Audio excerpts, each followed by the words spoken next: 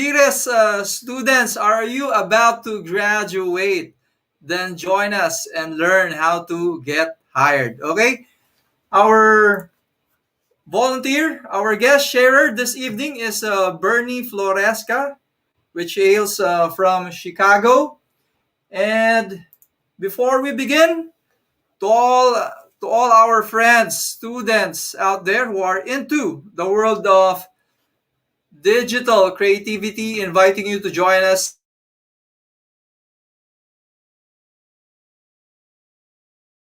in.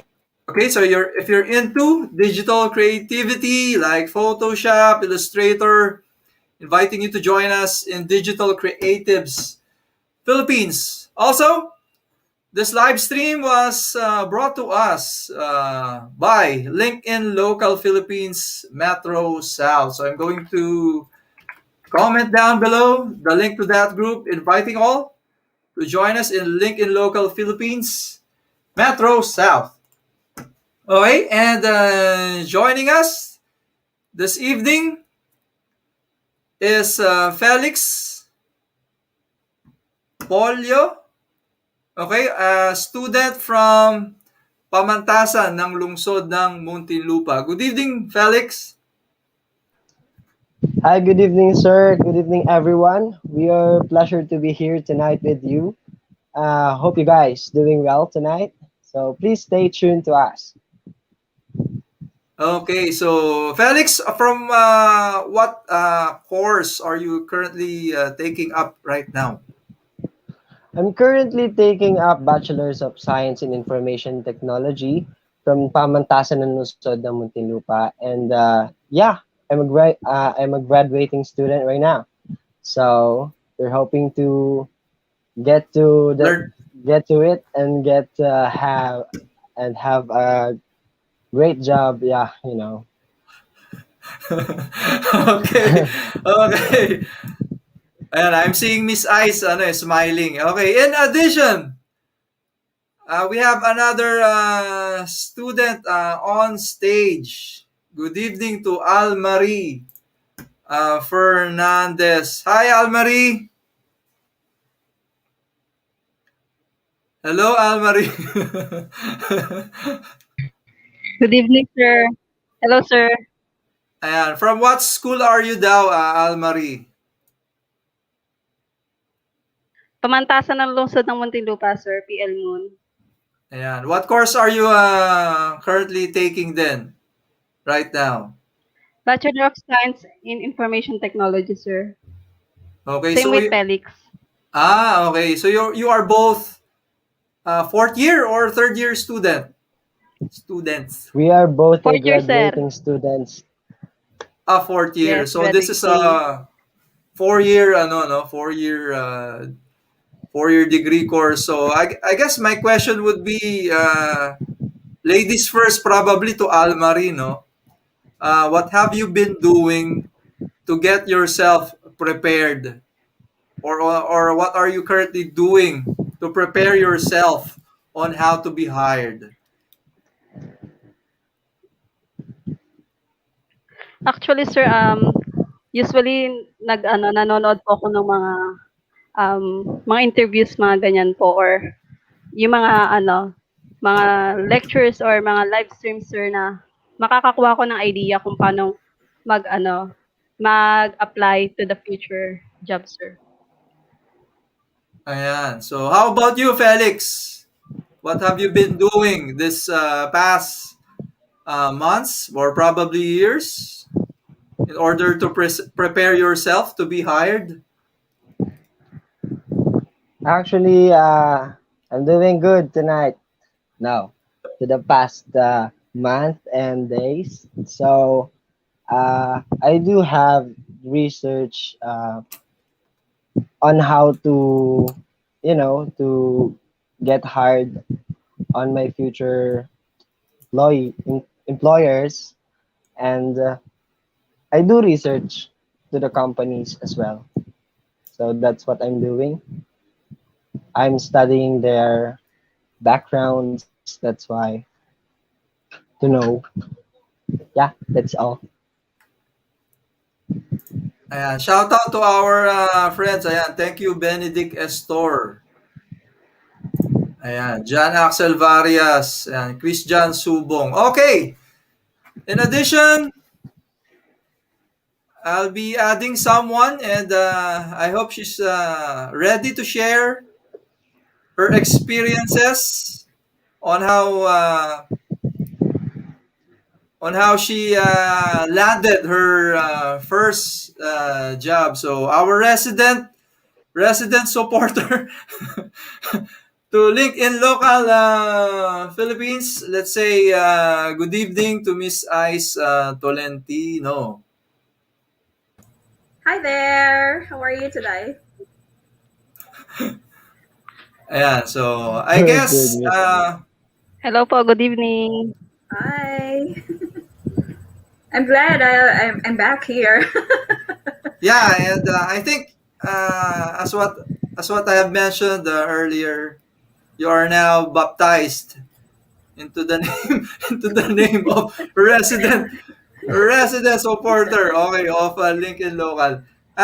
Probably my question to Miss Ice is: did you prepare yourself for your first job with a primary group of companies? Can you share us? Can you share to Felix, Almari, of course, and to everyone, to every students out there, your journey on how you prepared yourself to be hired? Yeah, actually, everyone prepared, right? Everyone's preparing well after their graduation or before the graduation itself, and then like other student back then.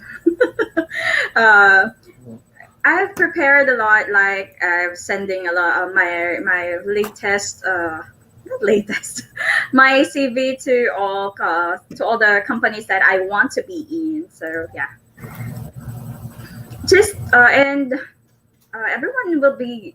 I think they will be nervous whenever you will have that interview. So I think that will be the first one that you have to prepare. Miss Ice, can you share to us the experience, the journey when you were hired with the primary group of companies? Yeah, actually, that's not my first job. My first job is with Metro Ah, Gaisano. Yeah. So I have been. I just sent my resume through email. Yeah, because email is already invented back then. and then uh, and then after that, after I think just a day, or because I was still studying back then when I was mhm. called on Metro Gisano, and then yeah, after a day, I've got forward interview and got hired on the spot. Just be confident, actually. Okay, so yep. Thank you for that tip. One of the tips, I Yeah, guess, is being uh, confident. yeah, Okay. and just be true to yourself. Back then, I think, were you able to utilize LinkedIn during that time, or back then LinkedIn was not yet the portal, I guess, or the avenue by recruiters? Oh my god, that's way back 2010. So yeah, um, that's more of email and phone calls. Okay, so yep, I think we lost Almarie. Okay, hoping to see her back soon. Okay, and without further ado, our guest sharer for tonight. Okay, hails from Chicago, and yes, we want this to be authentic and raw, to be raw as much as possible, to be authentic. So feel free to ask questions. We want this to be an interactive webinar live stream. Okay, so this is not a conversation between the five of us, but a conversation between all of us. So once more, would like you all to welcome. Let's welcome our guest sharer this evening, Sir Bernie Floresca. Good evening, everyone. How are you? Thank you, for Sir Joe Mark, for having me. And it was great to hear, Felix sharing, Almarie sharing, and Miss Ice and sharing how she got her very first job. Okay, so yep, we've heard you are based in Chicago right now. Is Yes, that true? sir. Yeah, I've been in Chicago for a little bit. So I am an engineer, like most of you guys are, but I'm electronics and electrical. So when I saw that your list of where this is being streamed was mostly to electrical engineers and business folks as well, like Miss Ice out there, I was kind of excited that I'm speaking to like a familiar group. Yep, and I think everyone is curious as well on your journey on how you ended up in Chicago. Can you please share to us that exciting journey? Sure, absolutely. Actually, my father was in the U.S. Navy years ago. So instead of retiring in the States, he decided to bring his family back to the Philippines. So he was smart. Matalino siya. Okay. So he knew that if he brought his US dollars to the Philippines, it was like living in Mexico. And he never had to work another day in his life after he retired. So I actually went to school in the Philippines. That's why I'm fluent in Ilocano and Tagalog. So please, I realize that this live stream is actually global with audience, but if you're more comfortable speaking in Tagalog or Ilocano, by the way, I could understand that as well. So after I graduated from St. Louis University in Baguio, I knew I was coming back to the States. I've been in the US ever since.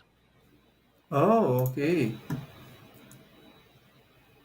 So yeah, once more, guys, feel free to ask questions. Also, I'm seeing here you've been to Devry University. So DeVry, yeah, DeVry DeVry. University, yeah. So that was one of the issues actually, because when I moved to the States, I was a fresh graduate from St. Louis University. So moving to the US with a foreign degree with no experience, which is kind of like why my heart is near and dear to new graduates. One of my cousins kind of said, why don't you get some local credentials? So DeVry was one of the colleges here in the States that was like advertising, will help you get a job. So yes, I went there. Though I had my engineering degree, a bachelor's from St. Louis in the Philippines, I took a technician course just to get the name of the school on my CV. And as a result, that got me into, I worked for AT&T for a few years. And that's when I started my engineering job. Yep. Probably again, some of our audience are curious. Are both of your parents Ilocano or? Both of them are Ilocano from Aringay, La Union, and my father's from San Fernando, La Union. So Ilocano Akmanong. Oh, the beach there are good, really. Yeah, the beaches are Yeah. great. Yeah. And I actually have been watching YouTube, and the development of what's going on in the Philippines is kind of amazing compared to like when I was growing up there. So looking forward to visiting again soon after the pandemic. Yeah, Yeah. hopefully this will end soon, the soonest. Yeah, and you've mentioned Ilocano. The thing that got into my mind was the rapper. I forgot his name. You know that rapper Felix Almarie, that rapper who's also an Ilocano, but yeah, I he's think based. I think I Yeah, heard him recently. eh, I forgot the name, but yeah, you're right. yeah. Yeah, just don't ask me with that because that's not my forte. But you also speak Ilocano, right? Or No, no? I'm a Kapampangan. Oh, Yeah, yeah. Yeah, cool. yeah, Kapampangan are great cooks, except for me, maybe. Yeah, my sister married a Kapampangan, so she actually learned Kapampangan. She was quite fluent, which was kind of impressive to me. Yeah, that's yeah, because somehow Kapampangan language is kind of hard to, learn. Yeah, that's amazing. Yeah. Okay, yep. Just to add, for those who are not familiar with me, uh, the Iloco blood also runs within my veins. Okay, my dad is an Ilocano also from Ilocos, Cagayan, Isabela. Okay, and my mom is Bisaya. So in our household, sometimes they do clash. So That's a fun fact. so sometimes I call myself as Bisacano, Bisaya and Ilocano. Okay. It's a mixture of both. Yeah, mixture of both. Okay, so yep. Shout out once more to Felix and Al Marie. I guess they're losing their internet. Connection. So yep. To our students out there, we encourage you to ask questions, and yes, please do participate anytime. So feel free. So once more, this is a discussion, a sharing of knowledge between Bernie, Ice, Felix, and Al Marie, in the hopes of we can help you out be hired immediately or before you graduate. Okay, be Oh my hired. God. That was so Yes, oh my really. God. I have a question to Bernie though. How did you start your career there? Yeah. Great question. Very good question. And it wasn't easy. So, like I was saying, the first thing that I did was I did the same thing everything everybody else was doing. Wrote out your CV, and then I was sending it out to companies. One of the biggest mistakes that I did was I was going for the smaller companies, thinking that they would hire me quicker. You have to remember that a smaller company has lesser budget, so they really need to get the exact person that they're looking for. So that was my original intent. And then I told you my cousin told me to get local credentials. I went to DeVry at that point in time. Having gotten my bachelor's already and taking an associate's degree, I got like very high marks. So it was a 4.0 out of 4.0. And the company who hired me, AT&T, was like looking for a top notch, so to speak. And on paper, I looked really good. So that got me into my first engineering job. And this was like 2 years later, and I even went in through a contract house. So just to give you it's a long-winded answer to your question as to how I got my very first engineering job. But prior to that, I'd like to bring this to your attention as well. Though my engineering job didn't come till 2 years later, I did what had to be done. And this is what I'd like to share with the rest of the graduates. Once you get a job, I worked at a theater as an usher, sweeping floors. And I also work as a clerk at an ambulance company. They weren't necessarily in engineering, but my idea was to get a job so that money was coming in while I continued to look for other jobs. So just a little tip out there. Hope I answered your question, Miss Ice. Yeah, it did. I'm also curious about your struggles there because you went there fresh grad and you did had the credentials from other schools, and of course I know you've struggled a lot because yeah, it's your first time to move out of your comfort zone. So how did you cope up with that? How did I cope? Language skills was the first thing. Okay. So obviously I spoke English because I studied English in the Philippines. Now I was born in the States. All my English instruction was actually from Philippine universities. I went to St. Louis. So one of the things that I did is trying to fit in. I actually practice a lot. I was watching their newscasts, TV reporters, the way they spoke. I didn't have a car yet at that point in time. So when I'd be walking home, I'd act as if I was one of those newscasters and start practicing my English. So that's another tip for you guys. If you're practicing for an interview, whenever you have free time, you could practice answering questions, speaking out loud, so that your thoughts could come out there and you could like think it was an actual interview. So true to what you're saying, Miss Ice, I certainly had difficulties, just like probably a lot of students are having. But, it's forward and upward is what we do. I totally agree, actually. Yeah, and just be confident, I think. Yeah, for that. Yeah, for because sure. it will really move you forward. Yep. Definitely. Yeah. Just to add to our students who are currently with us tonight, curious to know, can you comment down below what companies are you looking forward to get hired? Okay, how about you, Almari? Any particular companies in mind that you're aiming for to be hired, Almari?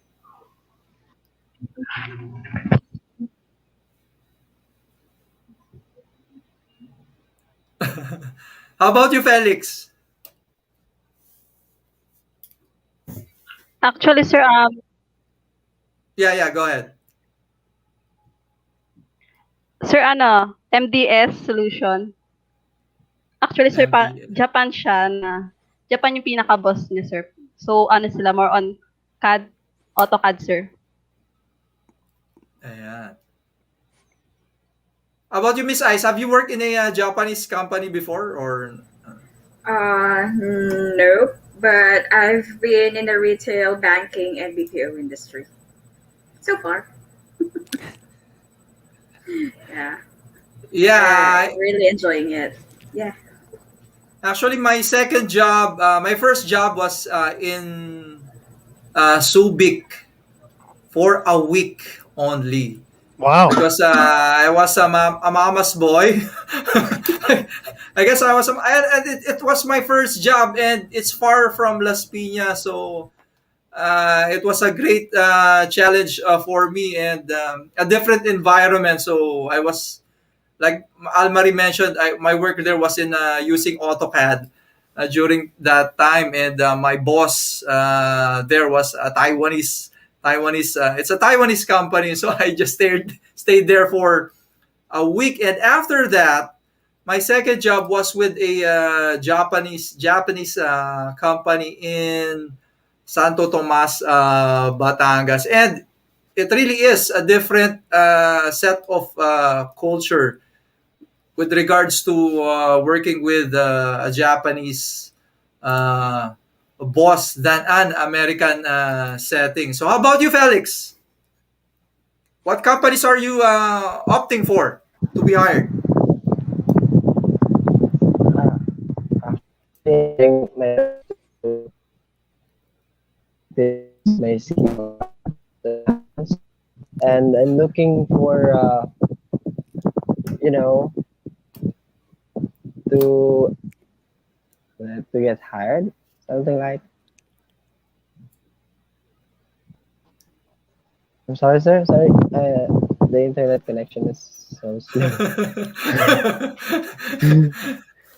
Anyway, I commend Felix for doing his best to speak to us in English, right, Miss Ice? Yeah, yeah, yeah.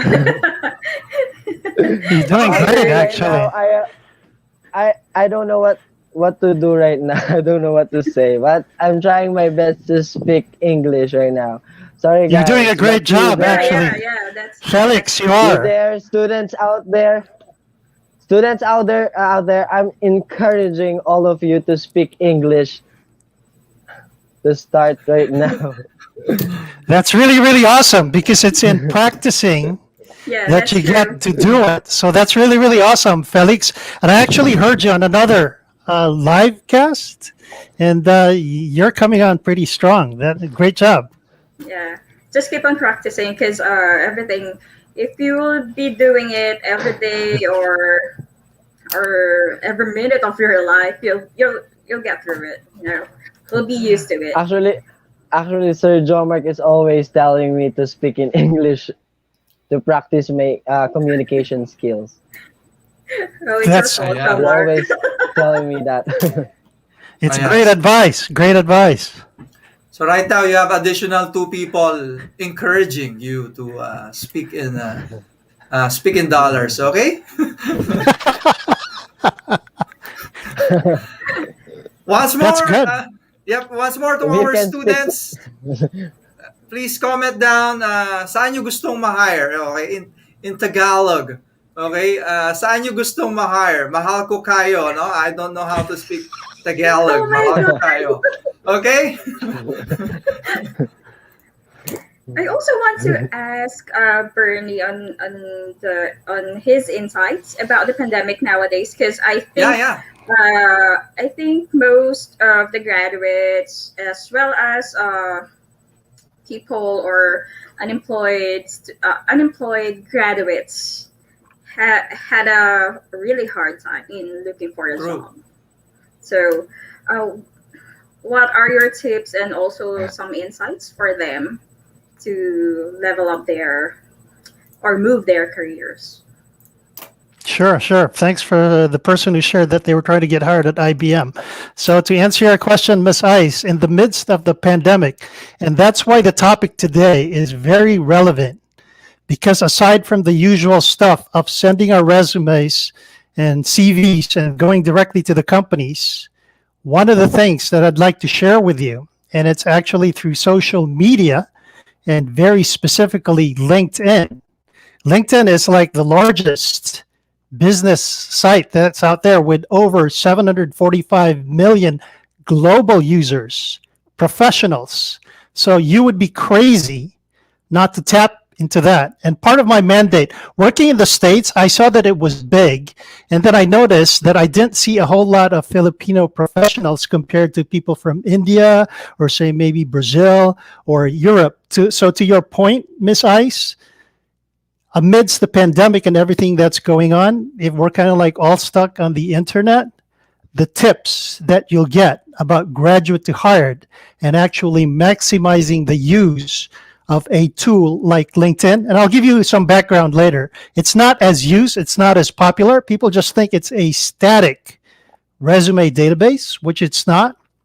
And actually, my slant is I get into the business growth tactics. As an entrepreneur, you use the skills that you use for business to find customers. And during the pandemic, we've been looking for clients on the internet.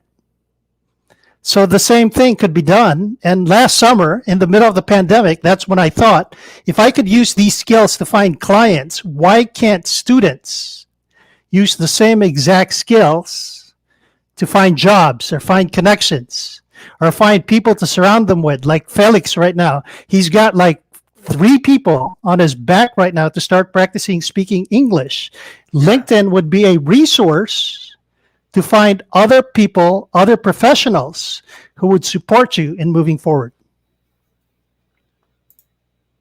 That make sense? Yeah, yeah. That's a great point, actually. Thank you, Sir Okay, Bern. I'm seeing Danica Chanchico. No? She wants to be with JP Morgan. JP Okay. Morgan, yes, big financial company. So I'm curious, for all the people who are talking about IBM, JP Morgan Chase, I'm curious what you're doing on LinkedIn to find people to contact with. One of the things that we know is we just look for the people who are hiring. I'll show you some more techniques as to how you do not stop with just the people who are directly hiring, but to expand your network. And we'll go through some of that today. Okay, so yep, I'm going to add your screen now, Sir Bernie, and for you to share as well our agenda tonight. Okay, so we're now seeing your screen. In addition, yeah, hi to Meredith. Good evening po. I want to work as a freelance. Okay, pwede din Awesome. yan.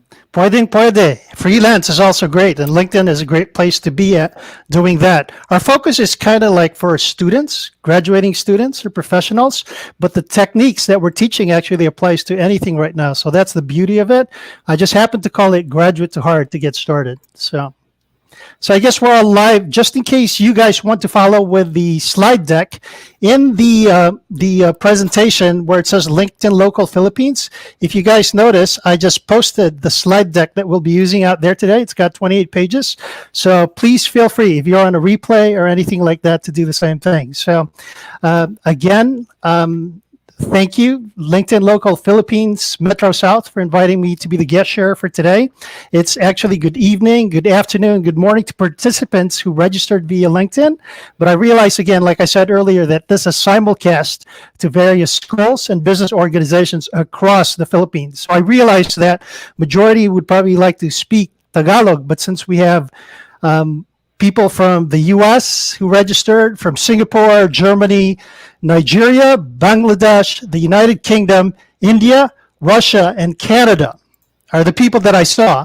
And I practice whatever I preach. I've reached out to some folks in the Philippines and across the world, because not everybody who is listening to this are students. They're professionals also in the field, probably True. doing the same thing that I'm doing. Yeah. They want to help other people as well. So I started networking. So when I'm talking to you here, I practice myself.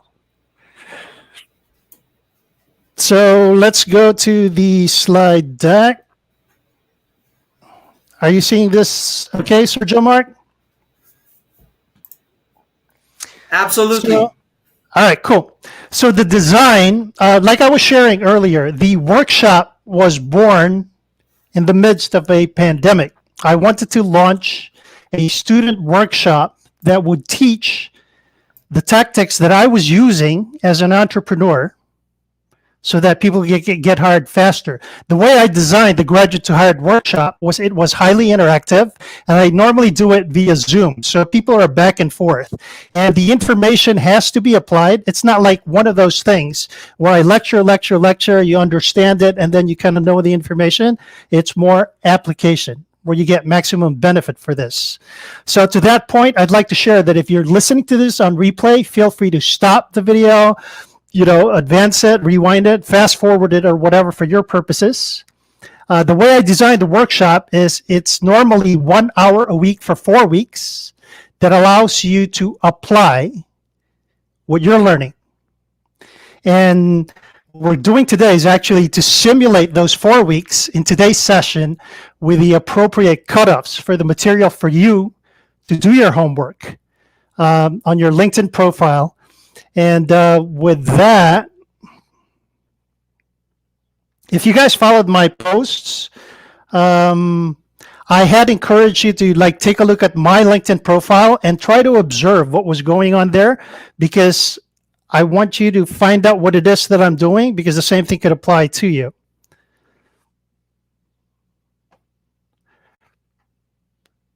So as we're speaking right now, to go to my profile, all you need to type in is berniefloresca.com. That takes you directly to my LinkedIn profile.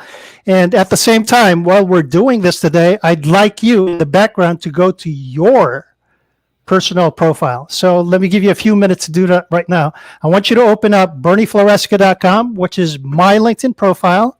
And then I want you to go to your profile so that as I'm speaking, you're seeing what's going on with your LinkedIn profile, and you can start jotting notes as to what you need to change.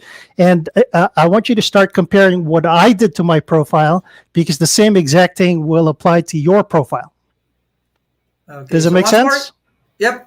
Once more, guys, I have the link in the comment section below, so feel free to click on that link to be brought to Sir Bernie's LinkedIn profile. Yeah. And thank you for that, Sir Joe Mark. Again, I'm going to reiterate what you just shared earlier. I want this to be interactive. If you have any questions, and I understand from Sir Joe Mark that we have a 30-second delay anyway, so feel free to type it in, and we'll get to your questions as we're going through this. It would kind of mimic what I tried to do an interactive workshop on Zoom, and we'll try to do our best to do it here today. So, with the slide, why business tactics? Okay?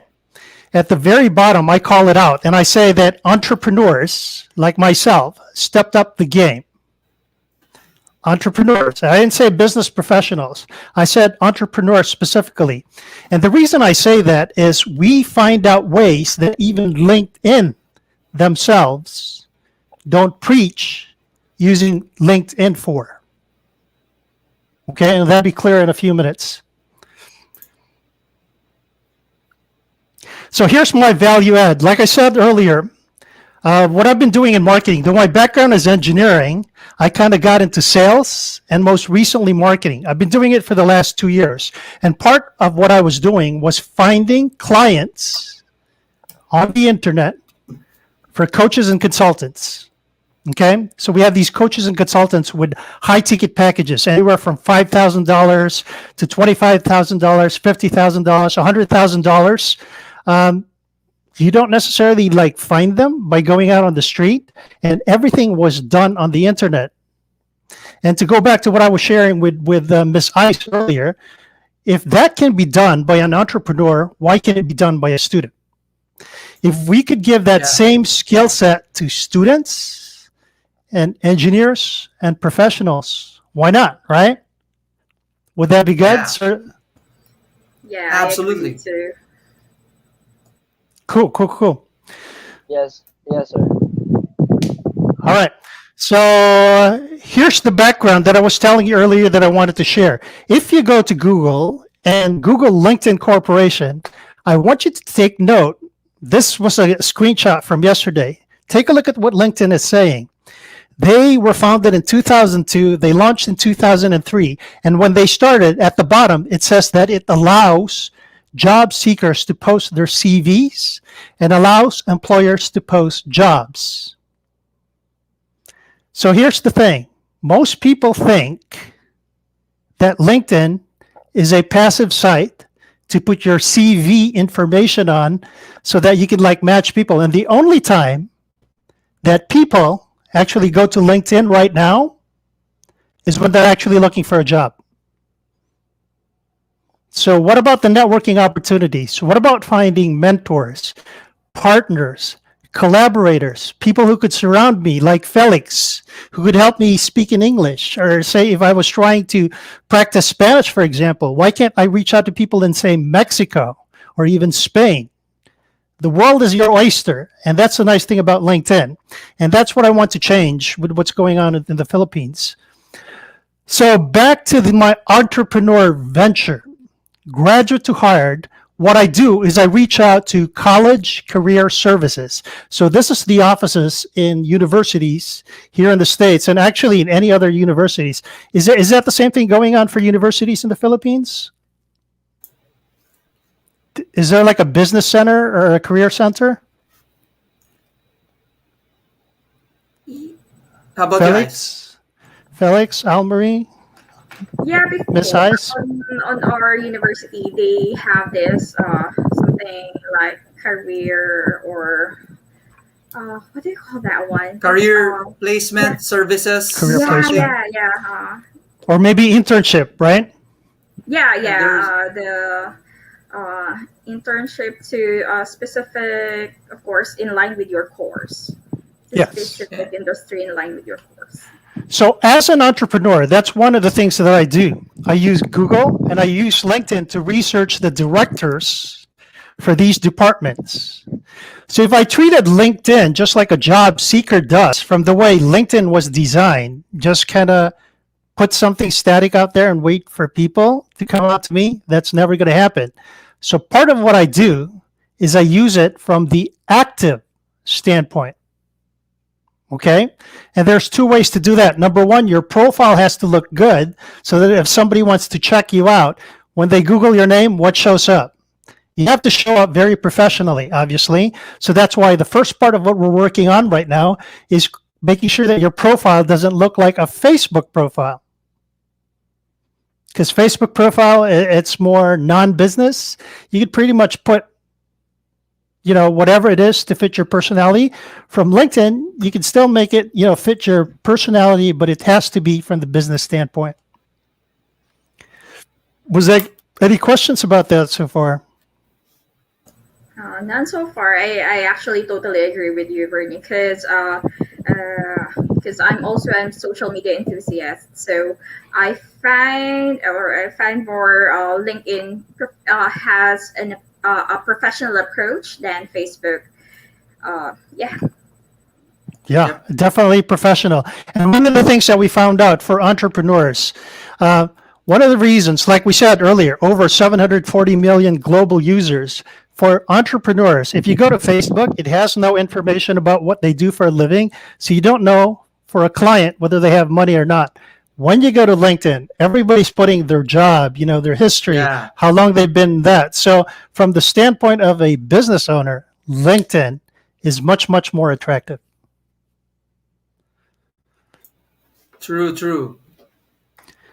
So business growth tactics, like I said, it's very specific. Business growth. That's what I do. I help people find clients. I'm growing their business. So why can't we teach those same business growth tactics to find jobs and internships, to connect with mentors, like we're kind of showing up? For business partners, if you have a business, you can create strategic partnerships. Like, for example, I was speaking to a gentleman in Colorado. He's actually from Italy, but I think his business is called Genius 21. So what he does is he goes out to high schools and teaches them this technique to learn faster. He heard about what I was doing. So we kind of spoke on the phone. We're understanding what each other did. And maybe further down the line, if we're approaching the same people, we could possibly synergize and collaborate. So that's the whole idea. How about we translate that to a student right now? A student could reach out. One of the good things about students is when you speak to professionals and they see you as a graduating student demonstrating your leadership by actually reaching out to somebody, they actually appreciate that. And they'll give you time of day to share some information with you. Is that your experience, Sir Joe Mark and Miss Ice? Gents first. Well, actually, I started mentor. I started to reach out people in LinkedIn. I guess after 5 years, I was an early adopter of LinkedIn as well, 2012. Nice. But it was just told by an office mate of mine. But when I was doing freelancing, that's where I discovered how to utilize LinkedIn.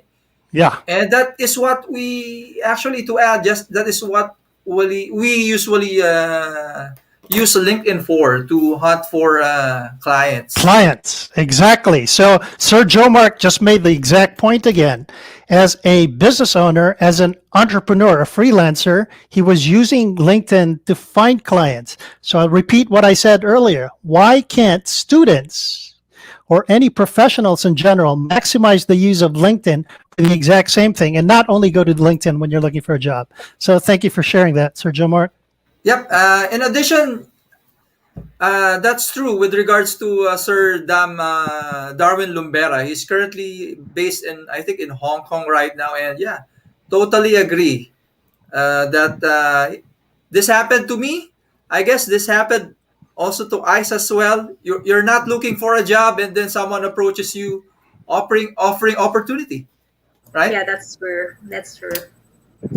That's very, very good. And I'd like to point out that the reason somebody reached out to you is your LinkedIn profile probably really looks good, Yeah, I agree. right? All those credentials and all. Yeah. So Yeah. that's why it's very Really take it important. Yeah. That's why it's important for what we do right now. Actually, you don't really need to modify your LinkedIn profile and start doing the outreach, but it has to come to a point such that, like to Miss Ice's point, that her LinkedIn profile looked good. She wasn't even looking for a job. They looked at it, but everything that they needed to see was on their profile, and she became very, very attractive to somebody looking to give her an opportunity. So that's kind of like the gist of what we're doing today. You want to take care of your profile part so it looks acceptable. And then we're going to be talking about the outreach. Anything else that Your- folks wanted to add before I go to the next slide? Felix? Actually, Felix. your profile has to be like a perfume, a scent of a perfume to a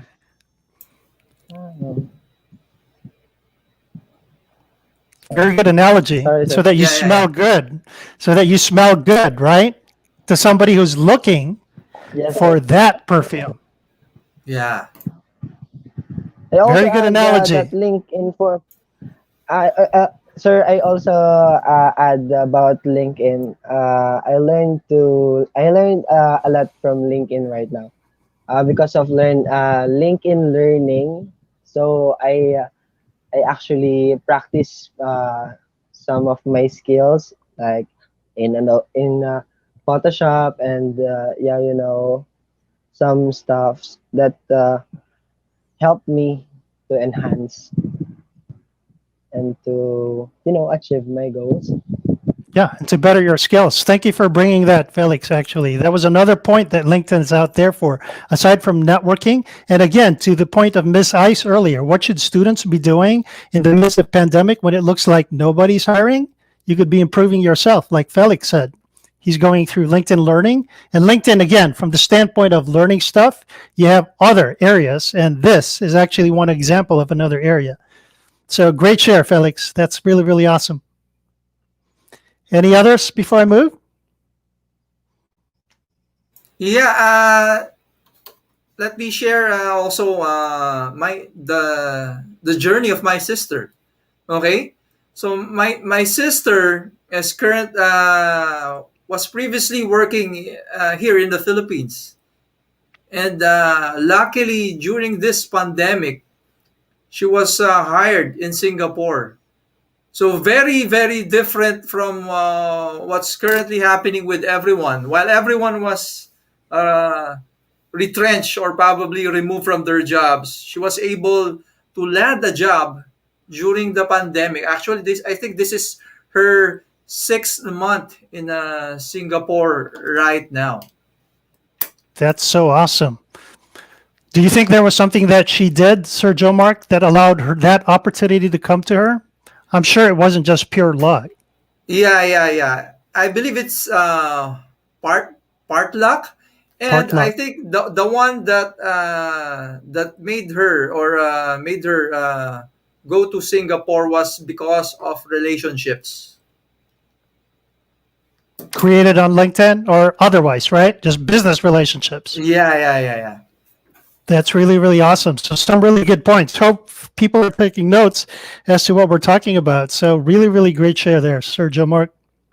Yeah, I agree with Jomar because connections are really important into the business or any employment opportunities. Yeah, it's really, really big. So that's the other thing that we'll be talking about when we go into the outreach section, which actually we'll cover in this next slide. So I am going to assert what I have there on the screen for you. I'm saying that these business growth tactics allow one to reach out to whomever wants to on LinkedIn or social media to get whatever they need to succeed. What are your thoughts on that?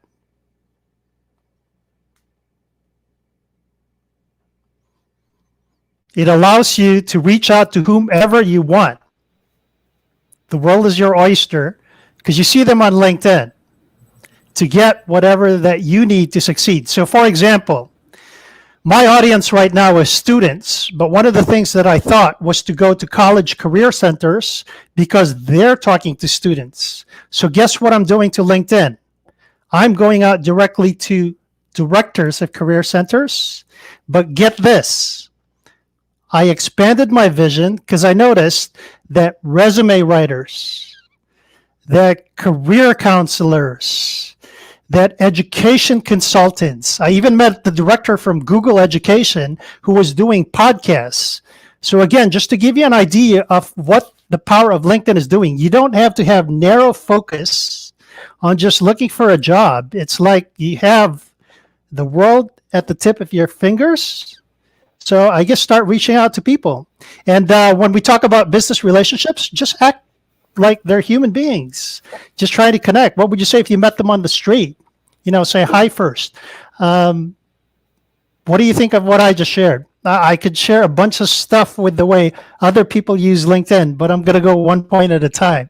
What do you think of expanding your reach to other folks from who your target audience is?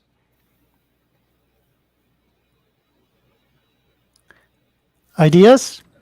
Yeah, I'm sorry. I think it's like in the marketing side because whenever you reach on some connections, or you do or add or follow some connections, you expand your reach, you expand your engagement, you expand all your connections. So those connections will help you, like in finding a good job, finding a good position, or finding clients even more, even better. Yes, yes, absolutely. With those business relationships. So I'll be honest with you guys. What I did when I went to the LinkedIn to see who registered, I noticed not everybody was from the Philippines. I noticed that not everybody is a student. You have people in higher education that actually could be doing the same thing I'm doing. Well, guess what I did? I reached out to them. And that's kind of like the reason that I knew some people are on here because of some of those connections. One connection leads to another connection, leads to another connection. Yeah, that's what the power of technology can do. Definitely. And technology multiplies what we have on our fingertips. So let's bring that to everybody else. And let's do the same thing. Yep. So, Yeah, just to add, you mentioned about meeting someone on the street. So this is what I suggested as well to my students. So it's we are all familiar. I hope the students right here are also familiar with the business cards, right? So I'm currently sharing my screen. So what I did with our OJTs right now, I have them make a VCF. So anyone out here familiar with the V card, with a VCF? Okay. So what I did, VCF is a sort of virtual business card, right, Bernie, Sir Bernie? yeah, I've actually seen that. Yes. And if I Great show. forwarded a VCF to you in LinkedIn or to your email, if you download that and you open it up, it goes directly into your mobile phone or your email address book. So what I did with our OJTs and students, I have them. I'm currently sharing my screen. Some of the sites that allows you to generate a VCF. I ordered them to create a VCF and attach that to the featured section of their LinkedIn profile. Because I think one of uh, the best practices, I'm seeing a lot of freelancers, okay? They have their LinkedIn profile saying they're a freelancer. And the thing that's blocking the opportunity for them is they don't have a mobile phone. Okay, they're not easily reachable. And with the VCF, it's like once more, it's like a virtual, an e-business card wherein your contact details goes into the mobile phone, may it be a recruiter.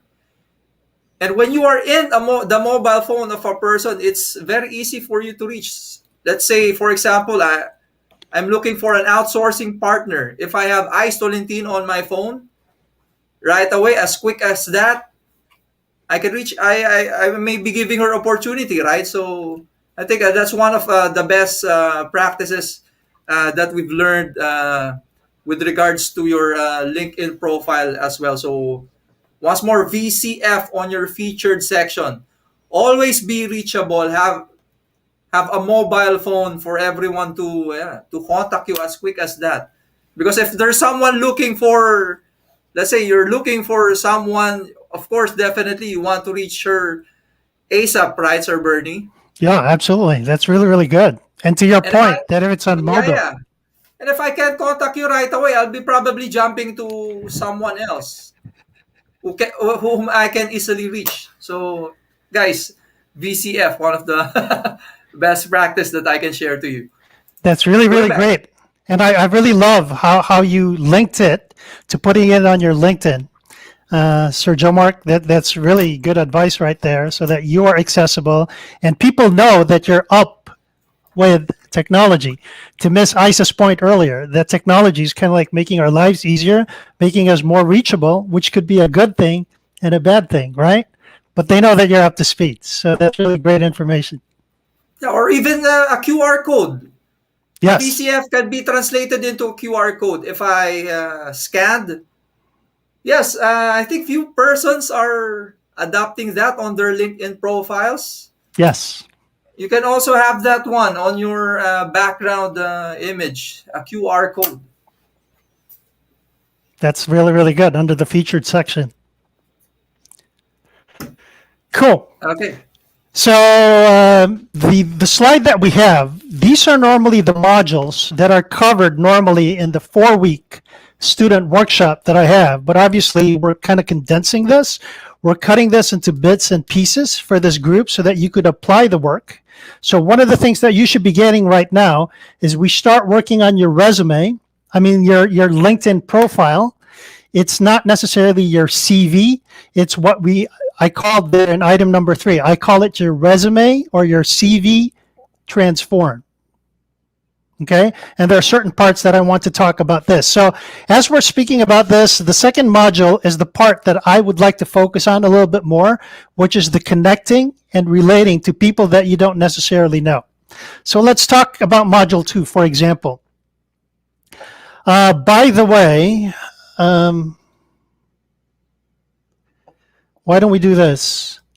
When you go to the graduate to hired, it's a company page that I created. So if you ever forget it, it's LinkedIn/company, and you can change it to graduate to hired, and I'll give you this page. The reason I'm bringing this up is at the end of this session, I'm going to be posting some stuff from this workshop, and I also continually put information here about job searching in general. So, for example, I give you information from Michael Brenner, who's an entrepreneur. He was talking about personal branding from an entrepreneur standpoint. What I like students to think about is, if you notice, I put it in the first sentence. I said, your customer for a student or a graduate is the hiring manager or HR or a job search collaborator. And your personal brand, if you're a student, is how are you different from any of the other job candidates? Why should I, as a hiring manager, hire you? So that's what talks about your personal brand. So that's just one information that one piece of information that I share here constantly. Writing resumes. So feel free to come and use this as a resource. Let's see. The reason I shared that was because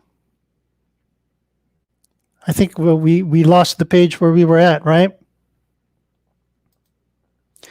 In module 2, when we're talking about connecting and relating, one of the easiest people to connect with are people who went to your same school.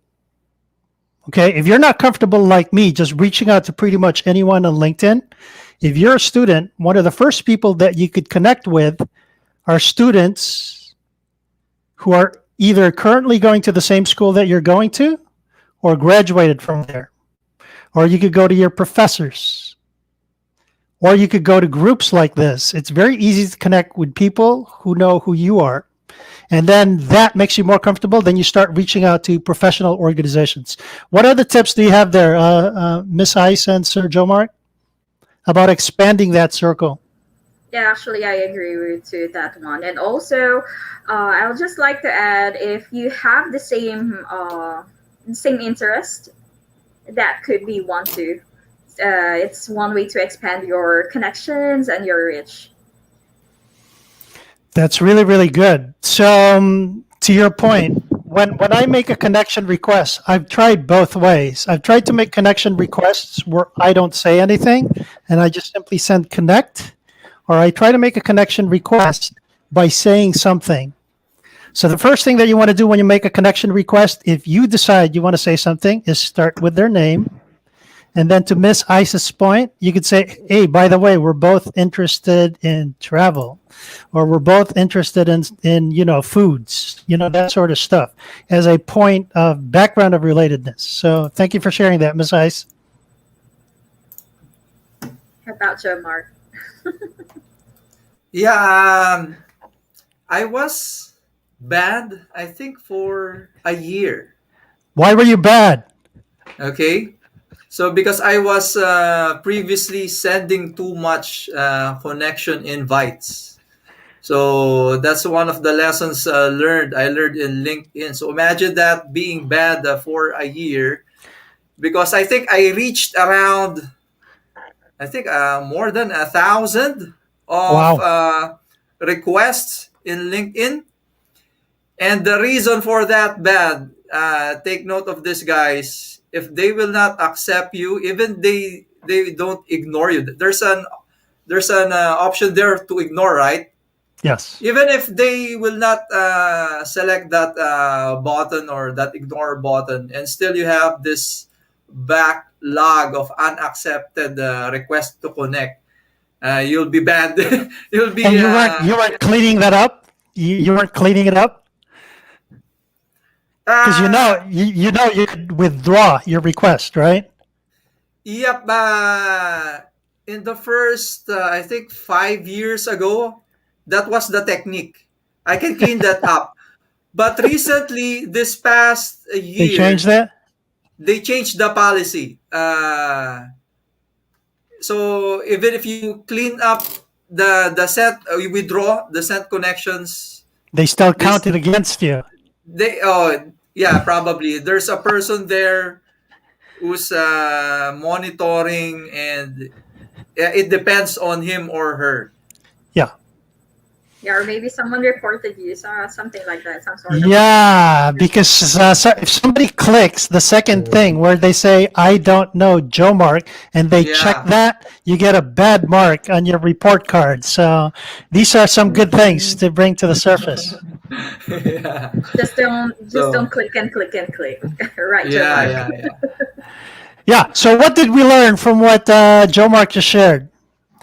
We want to be judicious in who we're choosing. And if you decide, because there's two ends of the spectrum here, you could be somebody who's so shy or so scared of trying to reach out that you hardly do anything.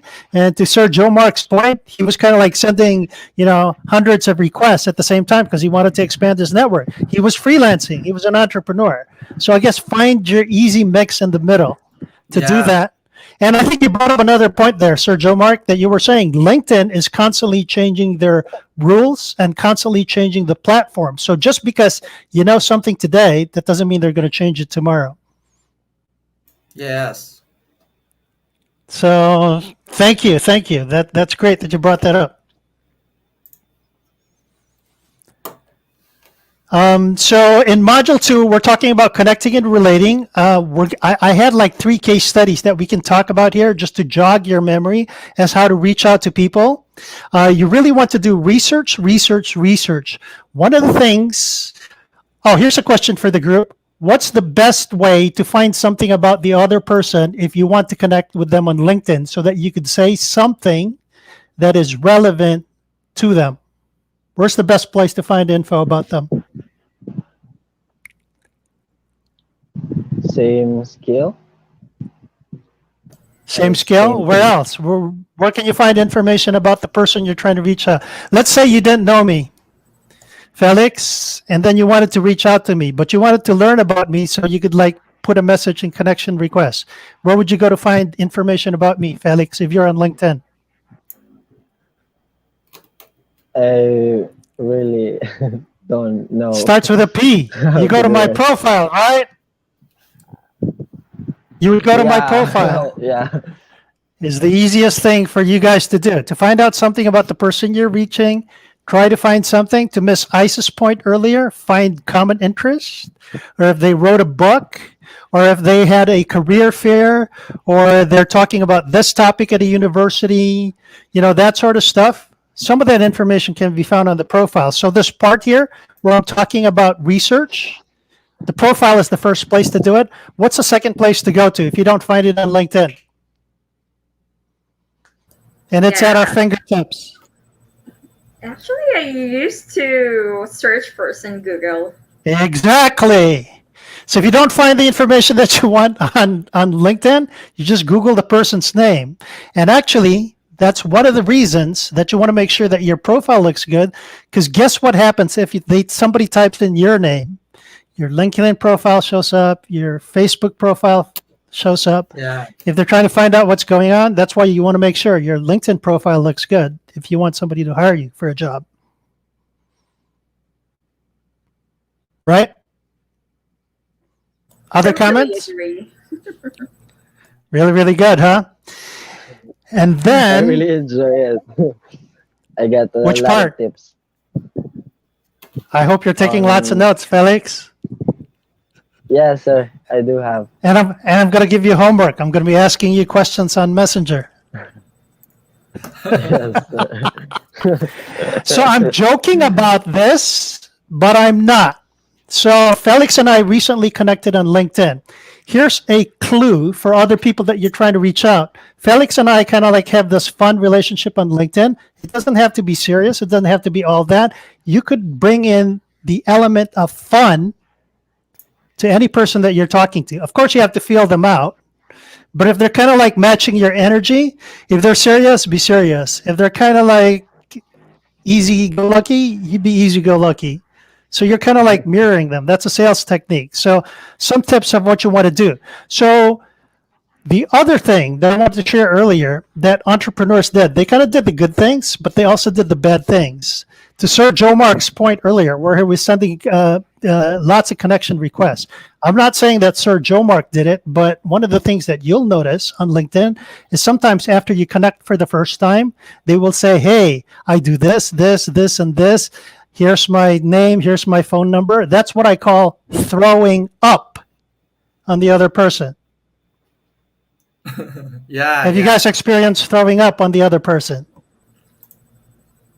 I think this is one of the mistakes that we're seeing with the insurance Agree. in this industry right now.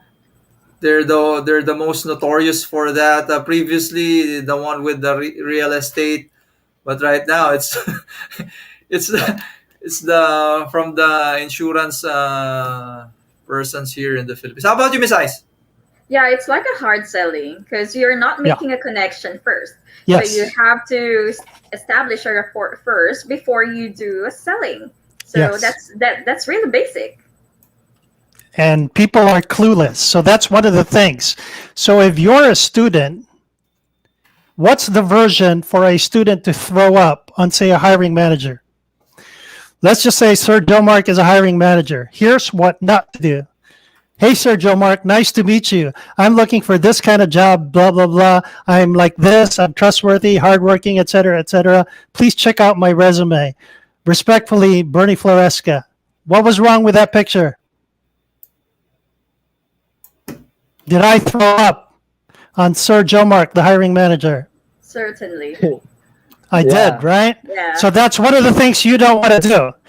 You know, ask them how the weather is. Ask them how their weekend was. You know, ask them about, I normally start out with, say, Happy Tuesday or Happy Saturday. Or if it's the beginning of the month, I say, Happy May. How was your April? Start little conversation like that before kind of like getting into what it is that I want to share with them. Especially when your LinkedIn profile says that you're looking for a job and then you kind of like start throwing up on them with the job thing. Guess what that makes of you? It will make them really desperate. Really desperate. And it's all about me, me, me. So Yeah. start thinking about you, you, you. So I think one of your taglines, Sir Joe Mark, is be a blessing, right? Yeah. And one of my taglines is pay it forward. How can you be a blessing to the other person that you just met?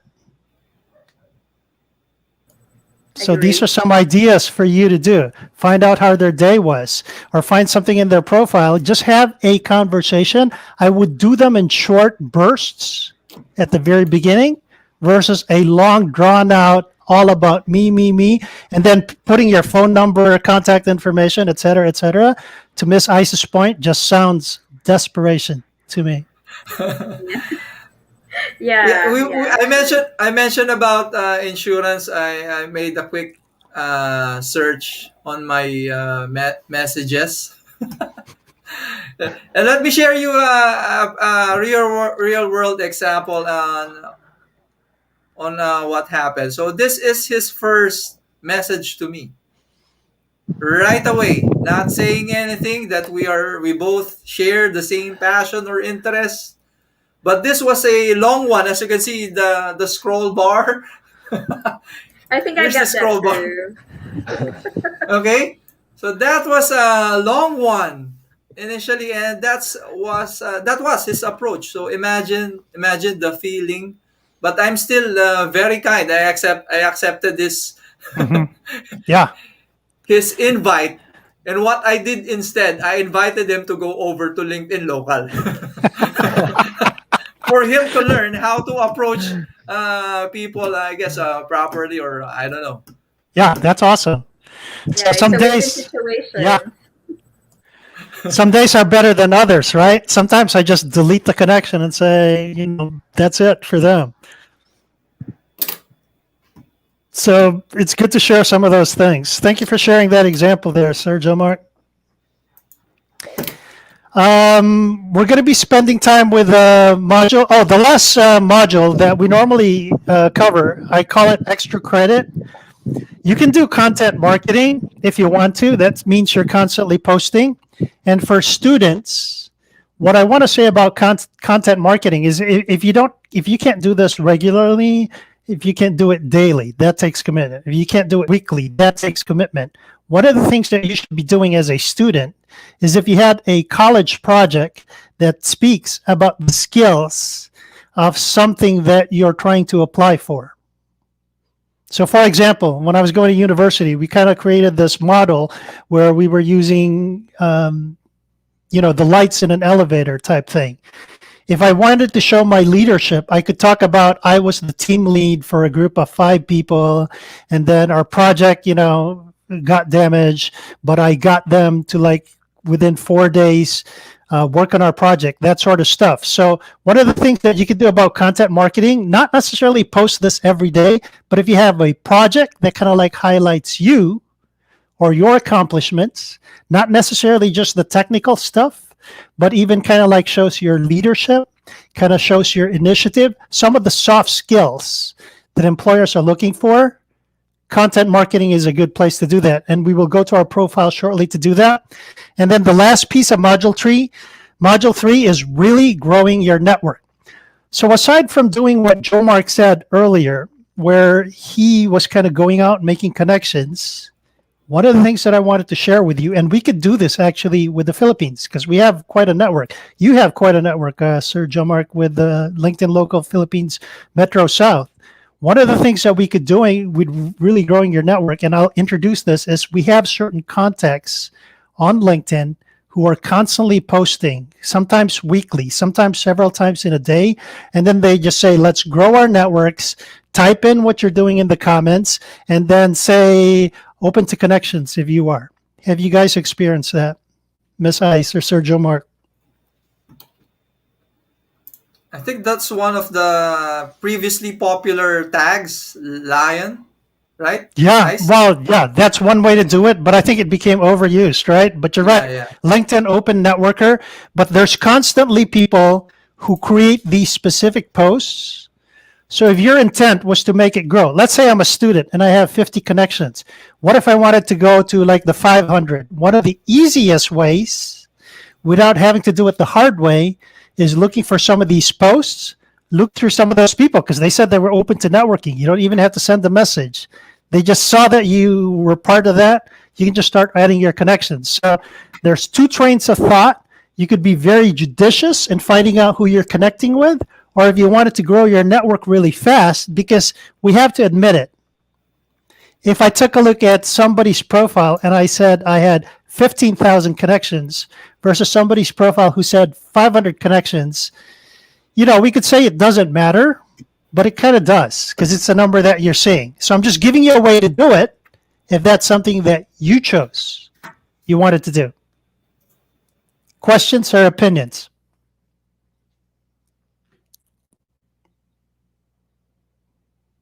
We're cool?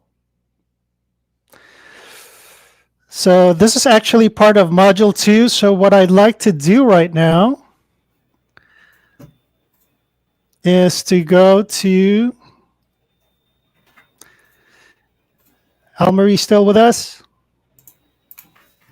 Actually, why don't I start with my profile?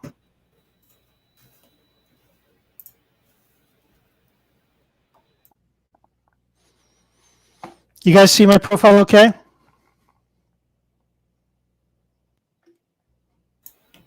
Yep, seeing it now. All right, good. Thank you. So what I put in that list was your tagline. So my tagline, there are two trains of thought to doing the tagline. As an entrepreneur, I want to call out who I'm trying to target, because if I just say people, I'm not really speaking to the person that I want to speak to. So as an entrepreneur looking to help students via career centers, I chose to say that I help college career services raise graduate to hire ratios as a game changer. So guess what? I called out who I wanted to speak to, career services people specifically, and what I do, right? Versus Sir Joe Mark does the same thing. He says, let's produce graduates ready for the, so he's quite specific with that. Miss Ice went with the other trend. She's kind of tried to call out that she's a marketing officer for Beyond Limits outsourcing. So she says where she's working, right? Yeah, I go there. Who else do we want? Okay, Marie says that she's a trainee, and she says where she goes to school. And I have, what happened to Felix's? I thought I had it. I swear, man, I had it. Oh no. All right, so let me go back to me so that I can find out. Aside from your tagline, one of the other important things is your about section. And notice that the three first lines are the first thing people see, are like in the mobile. You want to put, again, who you want to talk to and what is it that you do is one of the first things that you want to address. So homework that I gave to the people who registered for this was go through my profile personally, see what you can get from the way I designed it. And what I was sharing earlier, there's various trains of thought as to how you want to do your profile. At the end of the day, you want to be comfortable with how you're presenting yourself. Okay? In my case, as an entrepreneur, I want to call out who it is that I'm looking for. If I were a student, what would I say? I'm looking for a mechanical engineering job, but I'm going for the bigger companies like Fortune 500, Fortune 100, that sort of stuff. Kind of like be creative. And by the way, one of the things that I also want to share is I'm constantly changing what's on my profile. That's based on the reactions that I'm getting from people. Have you guys also done that, Sir Joe Mark and Miss Eyes?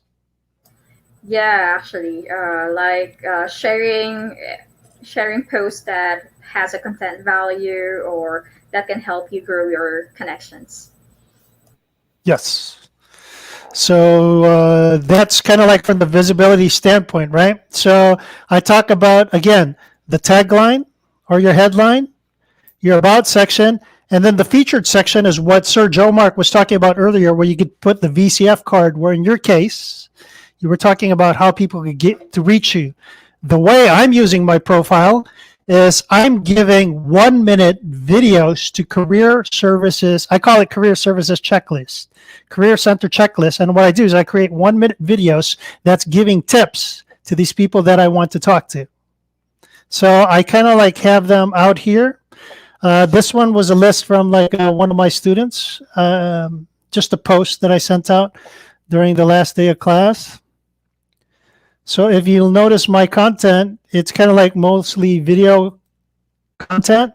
So what I'm doing is I want people, career services director, to like check this out so they have a conversation with me. So what you guys want to do if you're a student, you want to kind of put your featured works. Remember when I was talking earlier about, say you had a college project, you could create a LinkedIn post and feature it here. Or you could create a LinkedIn article about that project and feature it here. Or like Sir Joe Mark said earlier, you could like put in a VCF card. What other ideas have you seen or could apply to students in your opinion? I think they can put their portfolio there if they are Yeah. web designer, web developer, or any graphic artist or any career that Very, they very have. good point. Very, very good point. I'm glad you mentioned that. The part that I didn't talk about is your cover photo. So another thing that's kind of like blaring at you is this big real estate out here that you could put your some of your portfolio if that was something. So if to Miss Ice's point, that's one way to put that. One of the other things that I didn't talk about is this picture out here. What are the do's and don'ts for pictures that you think? It has to be professional, of course. Has to be professional. Very good. And usually you don't want stuff in your background, right? So everybody has a cell phone nowadays. Just have your cell phone, go to like a nice background. Just make it look like it was taken at a studio. You don't even have to go to a studio. Make it look like, because we have the technology, obviously, to do that. And then one of the things that I didn't share, who uses Canva? Canva. Have you guys used that? Canva? Yeah. Yeah, I'm using it. Cool. Awesome. So Yes, for yes. very, very nice. So to create your professional headshot or create the cover photo or your banner, use Canva to make it look professional. So is Almarie still with us? You have homework.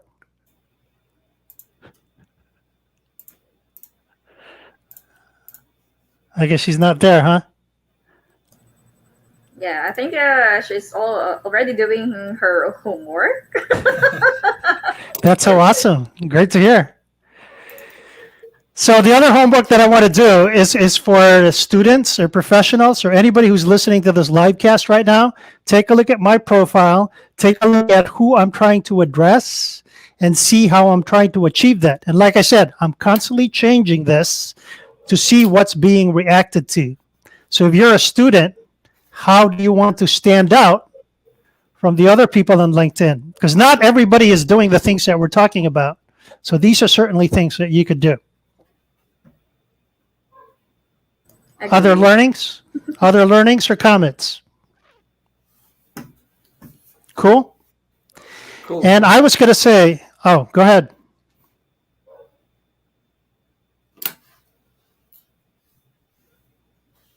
Was that a comment? No, not really. Yeah, I think we're cool. All right, great. I was going to say this was kind of like going to end the first part for Module 1 that talks about the profile. If you have any questions as you're working on yours, feel free to reach out to me on LinkedIn or kind of like post what you're going through on either the graduate to hired page or the actual page where we have today's LinkedIn Local, right? You could continue the conversation here. We could continue this as a group because number one, we have a background of relatedness. Hopefully people are listening to the conversation that we had today. And when you put a question in here about what it is that you're up to, everybody kind of learns. Cool. So this would be a good segment to cut away from Module 1. Let's go into the last topic, if you guys are cool. And I guess we're running out of time. How are we on time, Sir Joe Mark? We're going Yeah, longer we're- than I anticipated. We're right on track. We're nearing 1.5 hours. Okay. Were there any questions that came about? I think everyone is in the state of aha moment. So I hope they are, that they didn't really Yeah. hang up saying that this was useless to them. Yeah, because this one is one interesting topic. yeah, and I do believe this is fairly new to students because LinkedIn is not actually promoted in schools. So, like for me and Miss Ice, we learned about LinkedIn when we were already We in already a have a job. Yeah. yeah. So here's the other thing. I'm going to share the vision with you. One of the things that I saw when I was doing my marketing outreach, you know how we have overseas workers? Lots of Filipinos go abroad to get their jobs, right? Right? That's usually what happens. Our biggest export of the Philippines is the people who work in other countries, right? So here's a vision for you guys. What if Filipinos compete on the global scale, and not necessarily just Filipinos, anybody in the world. You could be from Nigeria, from India, from Bangladesh, of whom we have some of those people on this live cast today. Anybody in the world could actually start reaching out and taking advantage of this because, like we were saying earlier, freelancing in graphic design or whatever your skill is, LinkedIn actually has something for you. So start expanding that.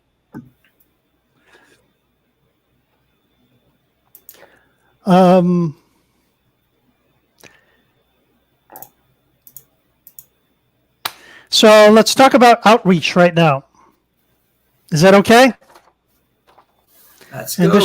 this should end today's discussion. So the discussion is cold LinkedIn outreach. So just to review what we said earlier, the warm people that we want to reach out to are first the people who go to the same school that we go to, our professors. You can go to alumni, or those are the easy background of relatedness. But when you start venturing out of your comfort circle, and I'm doing cold outreach, like Bernie was trying to do cold outreach. In this particular example, I had a student named Carl, and he wanted to join a LinkedIn group that I had called Student Success. Okay? So, without any conversation, Carl kind of came out of the blue. He requested to join the LinkedIn group. So I kind of welcomed him. And I said, welcome to LinkedIn Student Success. And I started to create the conversation. Okay. When you ask questions from the other person, they kind of usually like to answer. And if you ask questions about them specifically, what's the best topic that people like to talk about? Their intent? Themselves. Yeah. Yeah, I agree. The more you Themselves. talk So about- ask something about them, right? Mhm. Yeah, it could be their intent, which is kind of like one aspect of themselves. But if you ask anything about themselves, they kind of like to talk about that. So I was asking Carl, what made you want to join? So Carl goes, hey, Bernie, thank you. I wanted to join the Lincoln Success Group because of the opportunity of networking tips. Okay, so this was a student who knew that he wanted to network and being able to find a full-time career, which is not different from the audience of the people in this live cast. So notice what Carl does. So Carl says, I've read a few posts and found it definitely insightful. He's connected to Jonathan, who was somebody else that I brought on in a previous message, who was doing the same thing that I'm doing, and they said they were the ones who brought them to my group. What did Carl do right in this particular sentence?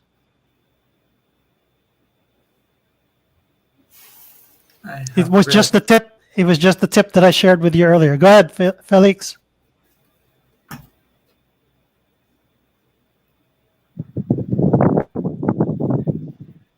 I'm sorry. He said sir. he would- It's Bad the connection? is unstable. Oh yeah, no worries. I guess Joe Mark's Don't worry laughing. about it. So I Carl, really he want to asked answer me. it, but the Go ahead. Okay. Go ahead. Bad connection.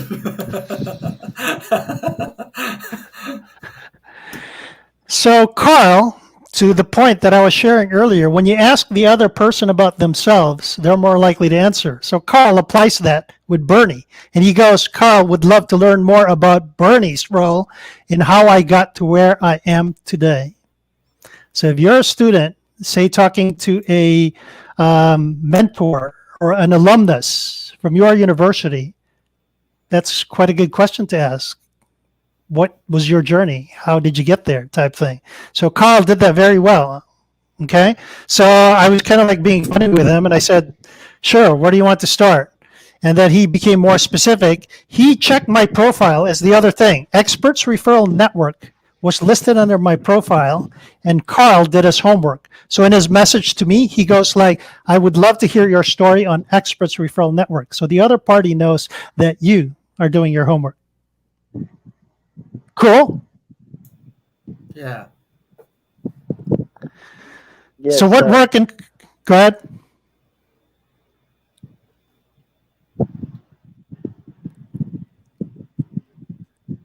Felix saying something? No, sir. I agree for what you're saying, sir. So the Yeah, student is searching search your profile and then engaging on you, and that's the thing. That's the first thing with we very do short to sentences, connect. right? Yes, yes. Not to throw Very up. good. Not to throw up on the other person. Very nice. That's good. So Felix is listening to the information. Is there anything else that you think students can apply to their job search, or anything else from the rest of the people?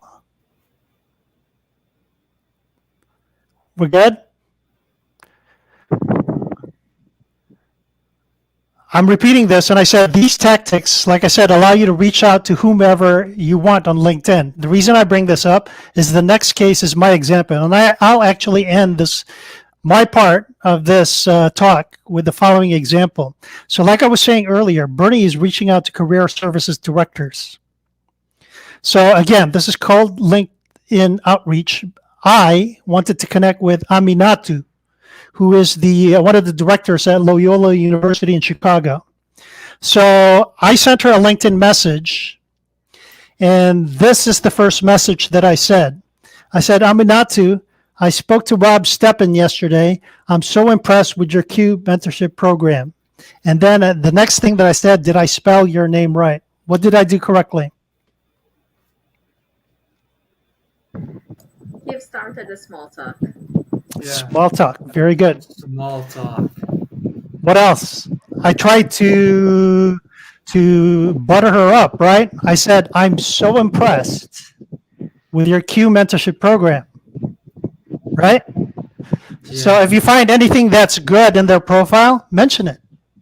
Give them a compliment, Yeah, people right? love compliments. Compliment it. People love compliments, Maybe especially when they're not yeah, asking. yeah. All I can say is to agree that we all people like the Yeah, compliments. absolutely. Yeah. And then what's the last thing that I mentioned here with this Rob Steppen? So So you're Rob trying Steppen, to, yeah. Continue, please. Sorry, oh no, sorry. no, I'm trying to do what? I wanted to hear what you were saying. So what are you trying to do there is you try to talk about the connection that you know, some Yes, that people we Right. that you both Right. know. know. Yeah. Yeah, that you both know. Yeah, because it's background of relatedness, right? So this is what's called name dropping. So they know that I'm not just some random guy on the street. I actually heard of you through Rob. And I could actually have said that in the message as well. So very good, Felix. Thank you, sir. The next thing that I did, aside from sending them a message on LinkedIn, and the next thing is just to give you ideas as to what could be done. I sent them an email, but it was specifically a video email. I sent it around New Year's time, very specific, so that I could say Happy New Year. So this is akin to saying Happy Tuesday, Happy May, Happy June. I said Happy New Year is when I created this, and I used video email to send the following message. And I said, Happy 2021 to you. It's small talk again. I reiterated what I said on LinkedIn via email. I talked about Rob. I talked about the Q mentorship program. And then I said, I am looking to learn from other academic professionals. Did I throw up? No, sir. You're trying Definitely didn't. to you're trying to keep the conversation up and hype it, and you know the word program is impressive. The words are to up the conversation. Did Complimenting I them again. say it right? Very good. Very good. Yeah, Felix, I can say you're an A student. So, hashtag connected. Aminatu sent me an email back and she goes, "Hello, Bernie. Thank you for connecting with me on LinkedIn and following through." She said she wanted to talk about Q Mentorship Program, but this is kind of like what's going on where I was saying anything that you could reach out to anybody on LinkedIn to get whatever it is that you're up to. If you're a new graduate looking for a new job, you could do that. If this were an active workshop, I'd be brainstorming with you guys right now. And we could do that actually in the group later as to like ideas that you have, either as students or professionals, as to how to warm this up in your conversations. And that's kind of like part. You guys have this slide deck. And what can you apply in your job search if you're a student? Were there any comments with that? Because I guess I would like to end my part of the talk with that, Sergio Mark.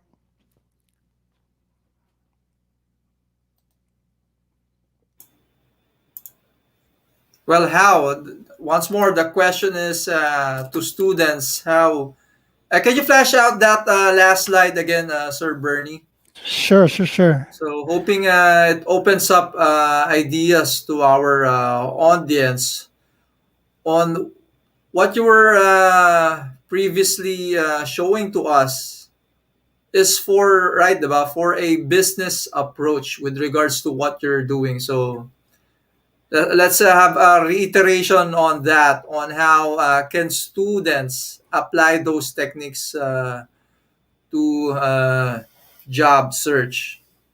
So I guess for me, if I was still a student, okay, I would probably be looking like what you have mentioned before, the similarities and the similarities, the likes between the two People, of right? us. Yeah. Mhm. Because that works. Interests.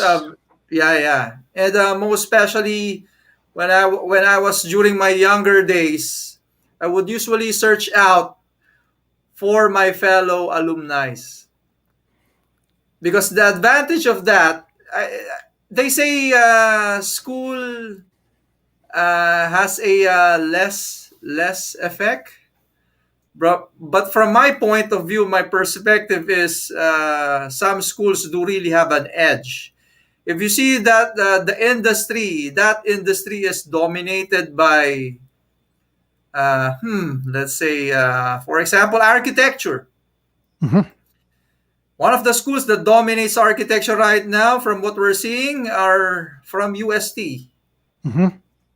Okay, and it really plays an advantage if you are in that school as well, because with regards to interview, oh, when you already know that that person is your alumni, you'll be having a conversation that, hi, hello, kumusta si Sir ganito ganyan, di ba? Mhm. Yeah, because you know the same Unlike, people. yeah, so it will be a sort of remembering the past with that person. Unlike if that person, that hiring manager, is not your schoolmate or something, definitely you'll be roasted with technical Yeah, questions. So the that's really some good. of the yeah.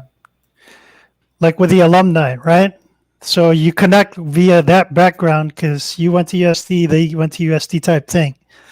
So actually, I'd like to take that to a little bit of slant. Say Bernie finishes architecture from St. Louis University, but I wanted to connect to somebody, say Sir Joe Mark, who went to UST.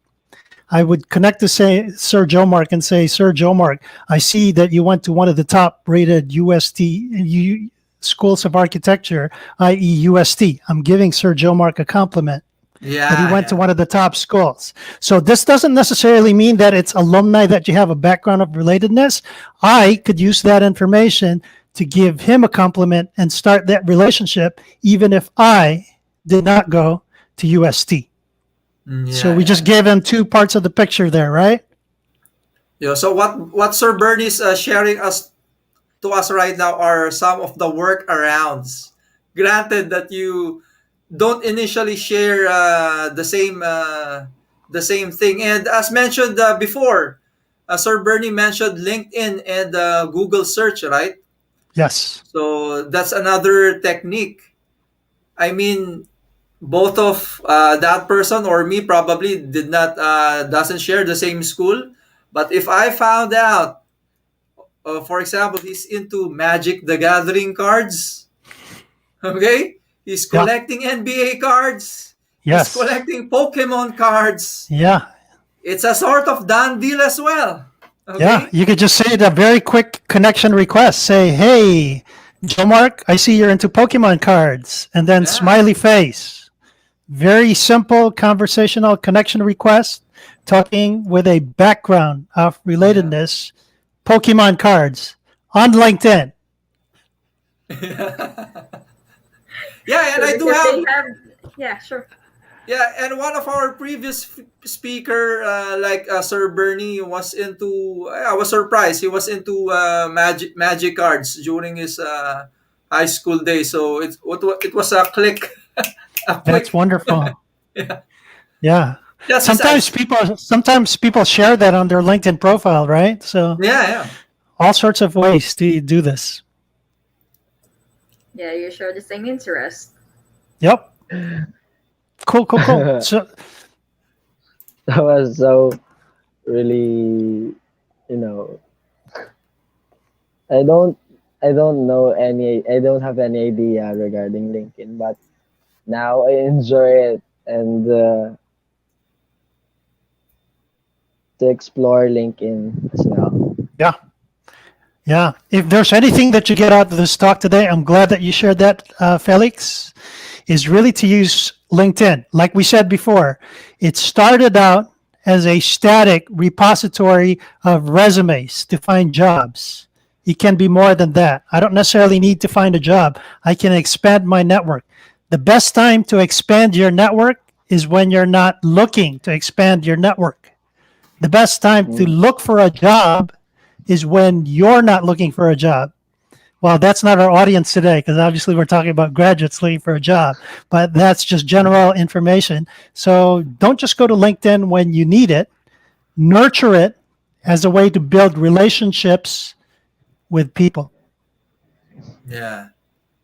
I remember I said to you, Sir Burns, that ang bait niyo po. That word, so Why, thank you. See, so you were applying the techniques before you even heard it. You were paying me a compliment. So good job. Like I was saying, you're an A student. Thank you, sir. Okay. So yes, encouraging everyone to ask questions. Okay. So once more, encouraging everyone to students. I guess now is the time for everyone to have questions or suggestions on how. Yep, you can be hired even before graduating, right?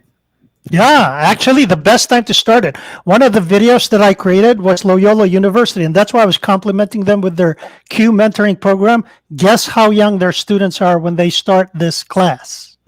Sophomore year. They're matching them up with mentors talking about business. Kind of like Felix right now. If Felix got matched up with somebody like Sir Joe Mark or Miss Ice, or Bernie himself to start talking about what to do when they're looking for a job, guess how much further the student would be. And that's what Yeah. LinkedIn can actually do for anybody. Yeah, and I agree with that. Even before, shout out once more to our dearest students.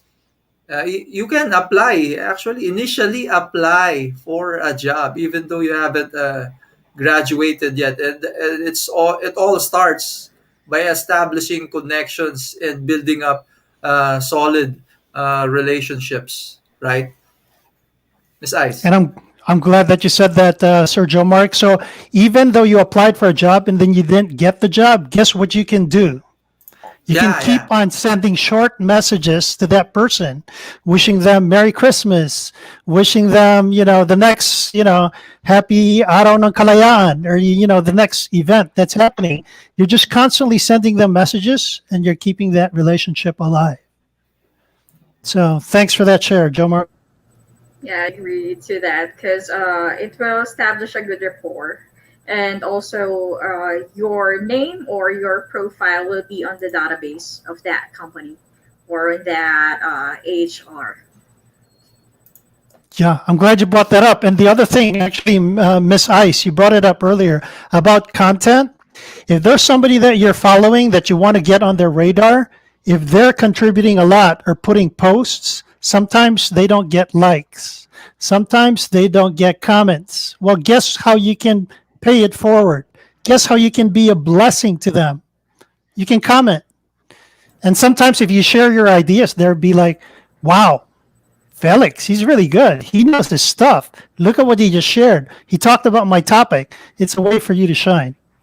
Yeah, that's correct. I agree with that because, yeah, sometimes it's really difficult to have an engagement to a post. So just pay it forward. Just like or share or comment.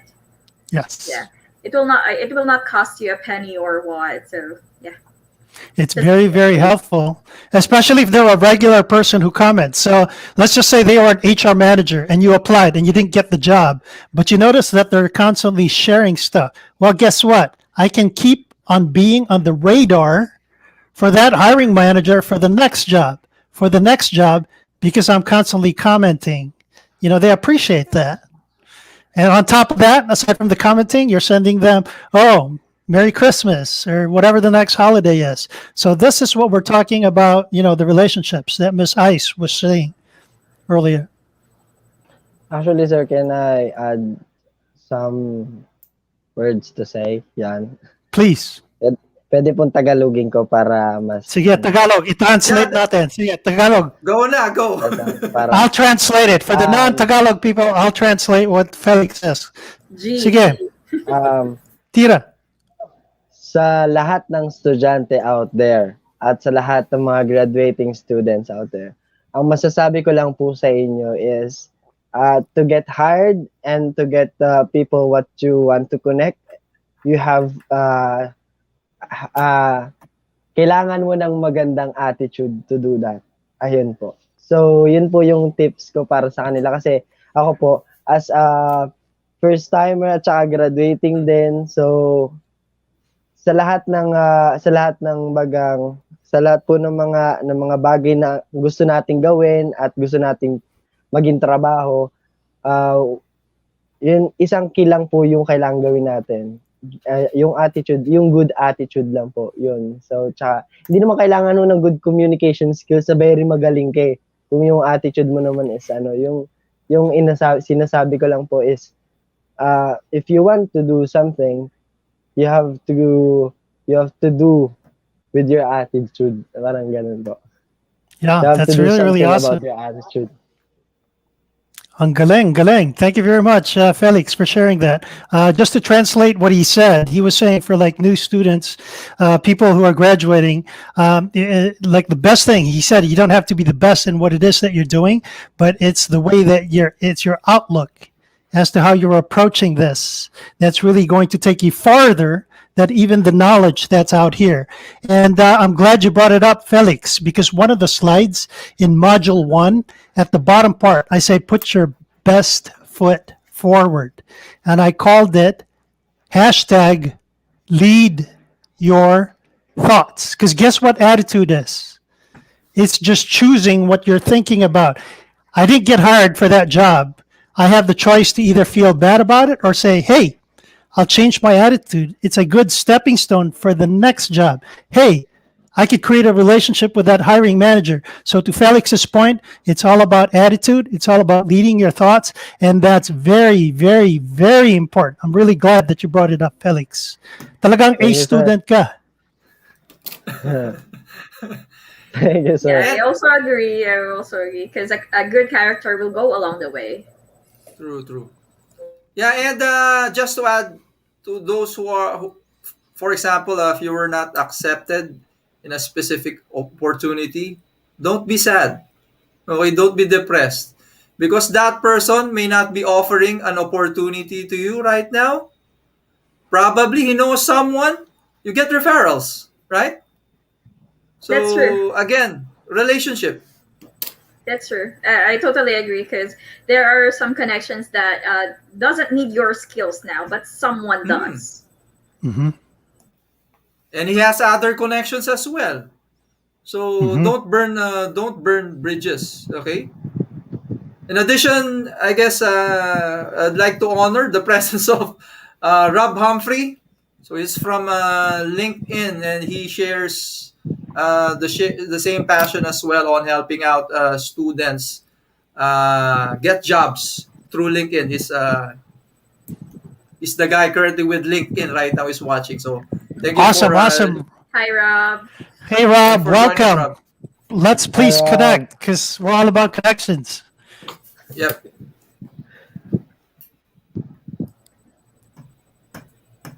And I think I just have one question for Bernie because I think this will be uh, somewhat related because most of the graduates or upcoming graduate students think of this because what can be their edge to those who have an experience, job experience? Because I think those that is kind of hard to, you know, to compensate because some of the like nowadays the pandemic nowadays there are a lot of laid off employees so they have their job experience so how can the upcoming graduate students um, cope up with that or how what are the tips that you can give to give them an edge in applying. Sure, sure, sure. Really, really good question there, Miss Ice. So I would like to go back to what Felix pointed out earlier. Attitude number one. Okay, sure, they may have the edge from the perspective of experience, and I may not be so experienced. But guess what? If you're listening to this call today, you know that LinkedIn is a tool. You know some things that this other person, though they are more experienced, may not know. So guess who has the edge? You do. Start applying some of the techniques that we have to kind of like stand out higher. Sure, they could be talking about their experience, but if I wanted to share the executive function skills like leadership, like initiative, stuff like that, I could be putting into my profile to talk more along those lines. Sure, I'd like to match their technical expertise and try to match it to the best that I could, and then I'm going to give it some more by hitting the executive function skills or maybe marketing myself better on LinkedIn. Maybe they don't know about this. So these are some things that you could do to make you stand out for somebody who supposedly has better skills than you. Maybe you may have a better personality. It comes across, that sort of stuff. Did I kind of hit some of those for you, Miss Ice? Yeah, and also I would just like to add that mostly of the graduate or upcoming graduate students are more trainable, Yeah. are highly trainable on their first job. And you can highlight that as well, as far Mhm. as an experience from maybe you had this part-time job and you were a quick study. You learned very fast. You kind of like quantify it. What normally people learn in 4 weeks, you learned it in 1 week, that sort of stuff. So if you had that experience to kind of like figure out a way to get it into your resume or into your LinkedIn profile, that kind of doesn't, there are ways to do this, obviously. So. Yeah, I agree. And also, because of the pandemic, I'm always reiterating of this one. Some of the graduates or other job seekers just settle for what they will have right now and not their passion. Oh, what's your insight or stand on that one? Okay. Again, I really like the standpoint because you're right. We're in the midst of a pandemic and we could start settling for what it is that we have immediately. That's next. My first thing to do would be to put food on the table. So, sure, I'd go in by quote unquote settling for a job. That's not necessarily my dream job or my passion to put food on the table. But here's the tip, don't stop looking. Get that job, put food on your table while you continue looking, is what we would like to do. Yeah, that's a great point. Yeah, for example, my brother's a physical therapist. So because of the pandemic, he got laid off, retrenched from the hospital where he was working at. I was going for a new client who I kind of like lost in April. We were kind of like interviewing. He was interviewing for a job. I was interviewing a client. He apparently got a job for home health, which is not a company. And typically, home health isn't as nice as, say, working for a hospital. So I'm like, congratulations. You have food on your table with this home health job. But one of the things that you should not stop doing is to continue looking for something that's better than where you're at. I mean, it always makes sense to do that. Yeah, I agree. Because I think growth comes when you go out of your box. Yeah. Yeah, I also agree. Yes. Okay, we have a question. If you don't have the skills yet, okay, can you still get a job before graduation even if you don't have the skills yet? So I'm going to throw the question back. If I were a hiring manager and I take a look at your resume and you don't have the skills that I'm looking for, will I hire you? And the answer would be no. Could you get lucky that they're using you? Maybe it's an internship. Maybe it's an apprenticeship. So to your point, there is possibility, but that's kind of like an open-ended question. What I would do if I were you as a student is start looking for classes or start looking for projects given by the school, or I create my own project, not necessarily affiliated with the school. I create a project that's addressing those skills that they may be looking for. And then I can feature it on LinkedIn. I took the initiative, I addressed the skills, and I showed leadership in trying to do that. I hope that answers your question, Junjun. I would also like to add to Junjun's another perspective to Junjun's questions.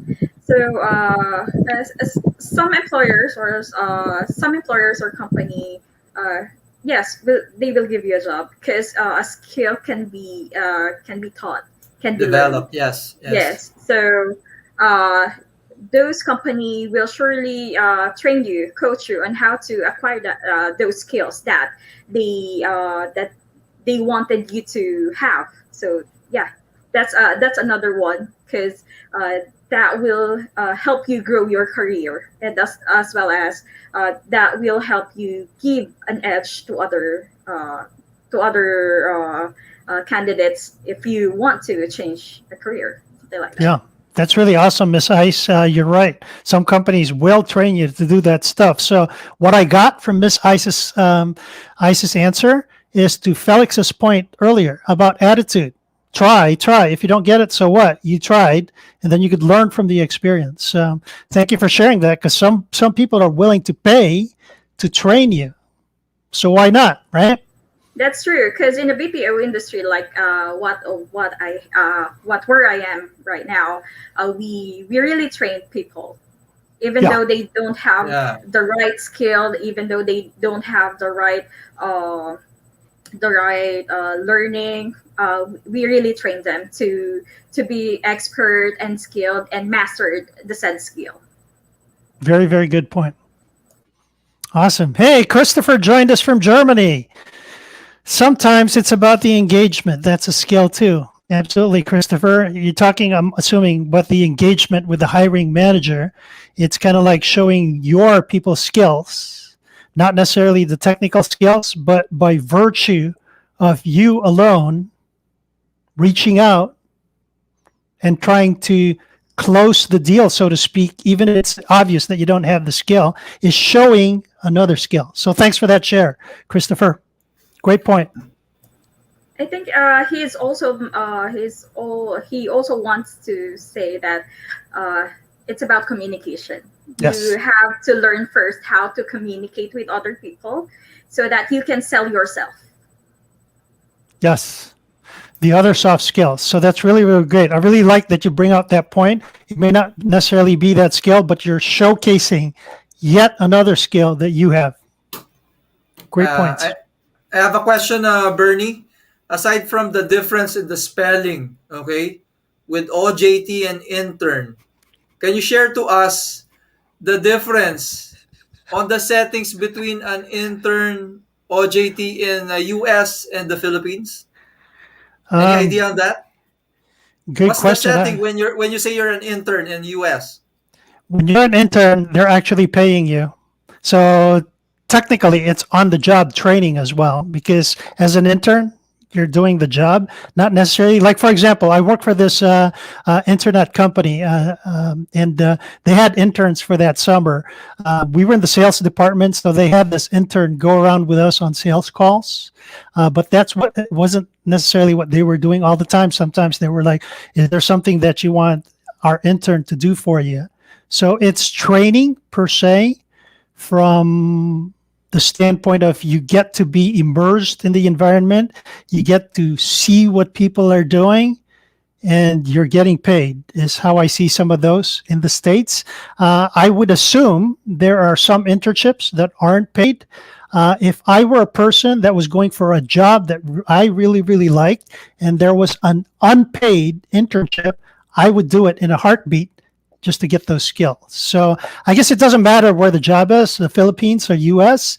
I'm just breaking it down into a paid internship slash on the job training versus unpaid. I hope I addressed it.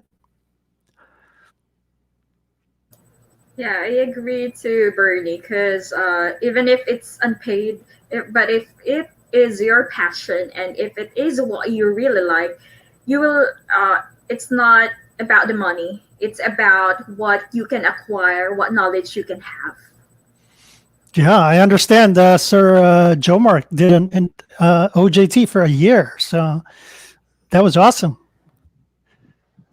I guess what the benefits were nothing compared to the free service that he gave them.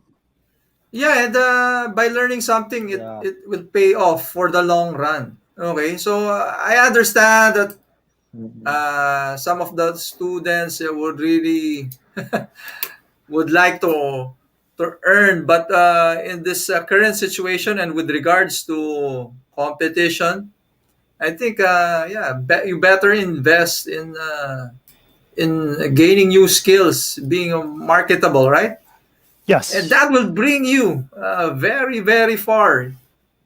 Money will come when you have everything, when you have a complete set of Yeah. arsenal in your sleeves. Yeah. And to your point, Sir Joe Mark, like you were saying, take it for the experience right now. But to the point that Miss Ice and I were talking about earlier, that doesn't mean you stop looking for a job that pays.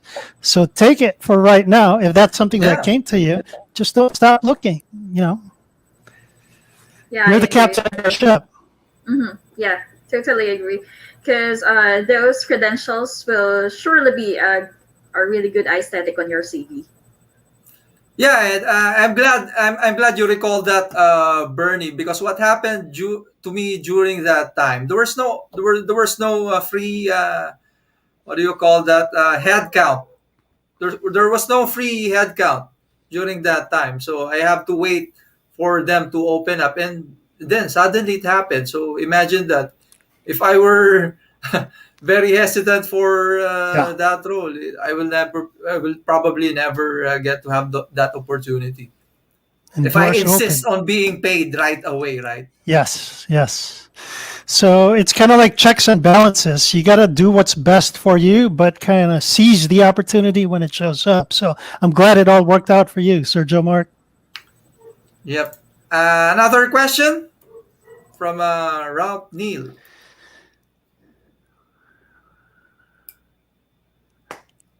Sir So Bernie. if so, if All you're right. scared of the interview, so number one, everybody gets scared. Okay, that's normal. Butterflies in your stomach. Okay, is the first thing. So the first thing I would advise is to acknowledge that fear. Don't let it go away because it's not going to go away. I got nervous before coming onto this call today. Everybody gets nervous. Okay. So you acknowledge it, and then you move forward from there. Because if you try to get rid of the acknowledging that you're fearful, then you're kind of like just covering it up. The trick is to move forward the quickest after you acknowledge your fear. So say, thank you so much, fear, for being here. Okay, I'm going to show them who, Ralph Nell is, and show them the best Ralph Nell that you can, because there's only one you. So after you acknowledge it, what I find out, for me at least, is it kind of like opens it up where I'm more clear to now show up with the best version that I am. Okay? That's kind of like an answer that's out here. The other direct answer to your question is practice, practice, practice.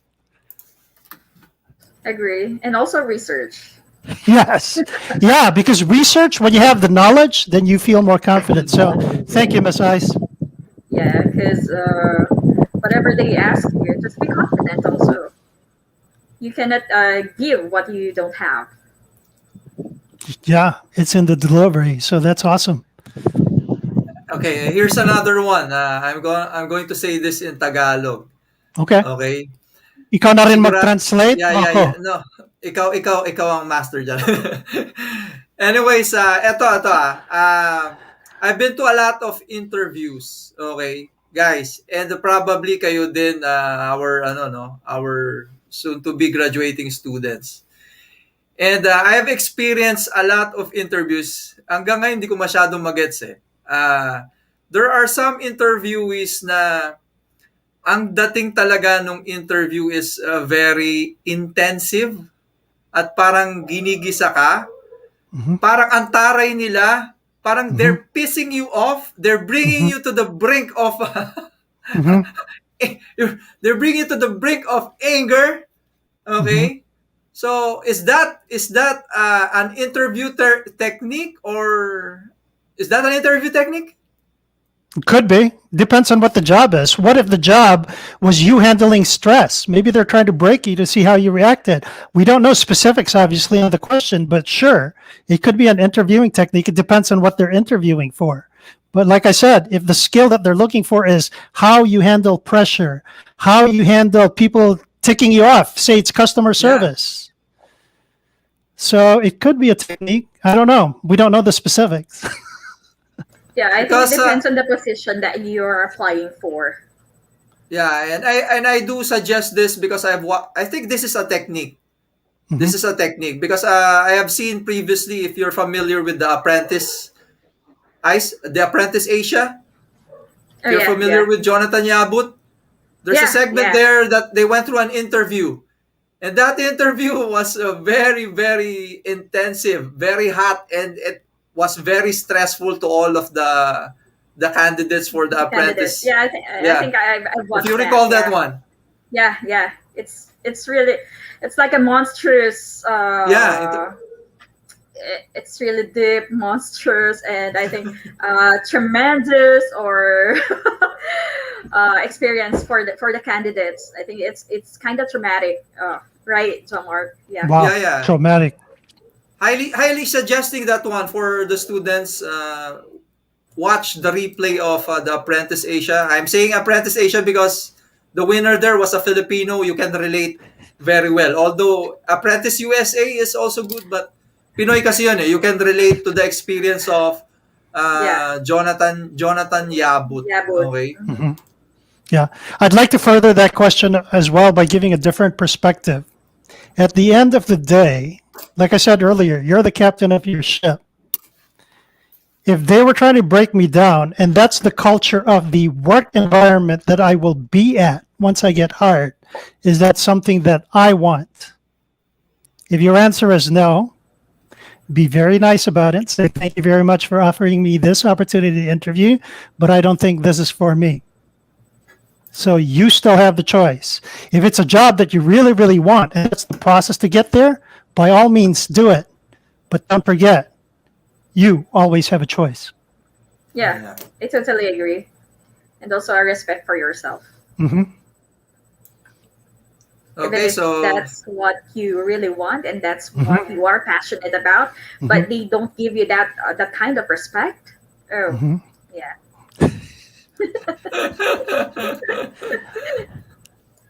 Okay, shout out from Herbert Kagiyat. Earn more and more skills today. Earn more and okay. I like your Hubert, how you're equating more skills equals more money. So thank you for sharing. Hi, sir. Hello. So Christopher, Yeah, agree. Yeah, I agree. because it's water, right, Christopher? That's awesome suggestion. Just kind of like get in. Cool, cool, cool. Really love the interaction. I guess we're getting some of the interaction. Yeah. I think the audience are getting the confidence right now. Yeah. Well, we can always continue this in the Yeah. LinkedIn group where you announced that. Feel free to share what you have, and we could continue this interaction over there, obviously. Here's another one. How would we show ourselves to the employer that we are qualified to be hired? The best way to do that, I think, here's my perspective, and then we'll give Sir Joe Mark and Miss Ice the opportunity, is I would go to their job description. What is it that they're looking for? Okay, go to the job description, find out what my skills are. During the interview, make sure I'm speaking to whatever they're looking for. I repeat, I take a look at their job description. I do an assessment of what it is that I'm good at. I kind of like highlight what I'm good at to match that during the interview, would be my tactic. Yeah, it's like that you're giving your selling point that is matched to their job description. Absolutely. My thoughts. How about you guys? Anything to add on that? For that, if you are a fresh graduate, you have to be confident on who you are and what you can offer, because you have the fresh ideas, fresh thoughts. So that is what you can offer to the employer. So somehow, some of their employees doesn't have that fresh concept that you have. That's an edge for you. So yeah. That's a very good suggestion because you do bring an objective third party thing. What I would say in tandem with what Miss I shared is I would research the company and you give your fresh perspective as to what it is that they're up to. Because Miss Ice is right. You have that different outsider's perspective right now. So that's actually very, very valuable to them. So tie it up with homework to give you more confidence and give them that fresh perspective. Yeah. Awesome point. Ito siguro from what I can share. Okay. Question. Pag hinire kayo, no, when someone hires you, 'di ba? 'Di ba ang isa sa purpose nun, guys, remember this. If someone hires you, one of the purpose of hiring you is what? 'Di ba? You are 'di ba? You are required, you are tasked, you are helping out bring money To the to company. an organization. Yep. Again, to our students. Hindi na nagigets to eh. Minsan, sometimes, ang tingin nila, ang galing nila eh. Pero again, pag may hiring ang isang company, definitely, ang purpose nun guys, ay magdadala ka ng pera sa kumpanya. Diba? Again, when you are hired, when a company is looking for have an open position, nangyari yun kasi ini-expect nila na magdadala ka. Again, guys, ang obligasyon natin bilang empleyado magdadala ng pera sa kumpanya. Kumpanya. Isipin nyo ng malalim yun. Isipin nyo ng malalim yun. Possibly yung trabaho mo hindi hindi ganun kalaki yung impact. Kunyari, you're doing clerical job. Pero that job equates to the overall, 'di ba? Overall machinery, makinarya ng company that will get the company earn money. So, my suggestion is if you would like to be talaga hired talaga, make something na talagang makikita ng company na you yourself will be bringing a lot of money to the company. Isipin nyo lagi guys, and this is a dilemma for some of the students, most especially the fresh ones. They used to say na para matuto po ako sa company nyo. Willing po akong matuto. Nako, guys, kung sinagot kayo na maayos doon, mabait pa yon guys. That's true. Guys, let me share to you the perspective on an owner or a CEO na may pressure ng kanyang stakeholders, guys. A company to exist needs money, needs to fulfill his her obligation to the stakeholders. Now, if you're not bringing money to the company, sinabi mo agad ganun, nako, baka mapagalitan pa tayo niya. So again guys, and there's a technique din, no? You may probably not be paid immediately, pero kung nagdadala ka ng pera at initially ganun, you will be. Or another way is you're bringing solutions. Diba? Here's what Sir Bernie kanina, diba? Yung his ways, his tactics on finding clients. One of our ways in finding clients, hindi kami naghahanap ng ito technique to. Hindi kami naghahanap ng problema hindi kami naghahanap ng kliyente na may problema na. This is malaking difference to May mga kliyente, Sir Bernie, who's naghahanap sila ng solution sa problem nila. Pero one of the great way that will extend that relationship, what I currently do, I look for the pain points of a specific company. Oh yeah, that's true. Kaysa yung nalaman na nila yung problema nila, yun ang matinding benefit at a long-term relationship and clients. So our clients, ganun mostly ang nangyari sa amin with them. And ganun din sana sa mga students. Kaya I give them when we have OJTs, Sir Bernie and Miss Ice, I give them the opportunity to do whatever they want. I don't pressure them na ito kailangan nyo gawin. I don't micromanage them kasi they may probably be bringing a fresh perspective. That's why what I'm always asking from them, ano yung nakikita nyo yung problema sa company? Diba? Kung may nakita kayo, sabihin nyo sa akin. At pag sinabi nyo sa akin, ano yung solusyon? By that alone, diba? You're giving me an eye-opener that I should hire you. Kasi you're solving a problem, guys. And that solving a problem equates to bringing in money. So definitely, hired agad yun, di ba? Hindi yung, di ba? Lahat tayo, I prefer not micromanaging. I prefer even me myself. I want to work for you. Even me myself, di ba, Ice? I don't want to be told by my boss not to do this. Do that. That's right. And it applies also to our clients. We don't want to be told, syempre, as much as possible, what to do. We want it to be general. You want 500 students for a specific software adapting your technology, diba? We'll do that for you. Na may initiative, may kusa, finding out what the problem is, and I hope that that attack or technique i-adapt ng mga students natin. Yeah, that's actually that's really, really good that you brought that out, Sir Joe Mark. So just for the people, I guess who didn't understand the Tagalog part, what we're talking about is a student that tries to go for a job, and when they go there, and actually that's not uncommon. Students normally come because they don't know any better. You're a fresh graduate and all the stuff. You really know about focusing on you and then kind of like putting the good parts of you and then offering that as a plate to your future employer.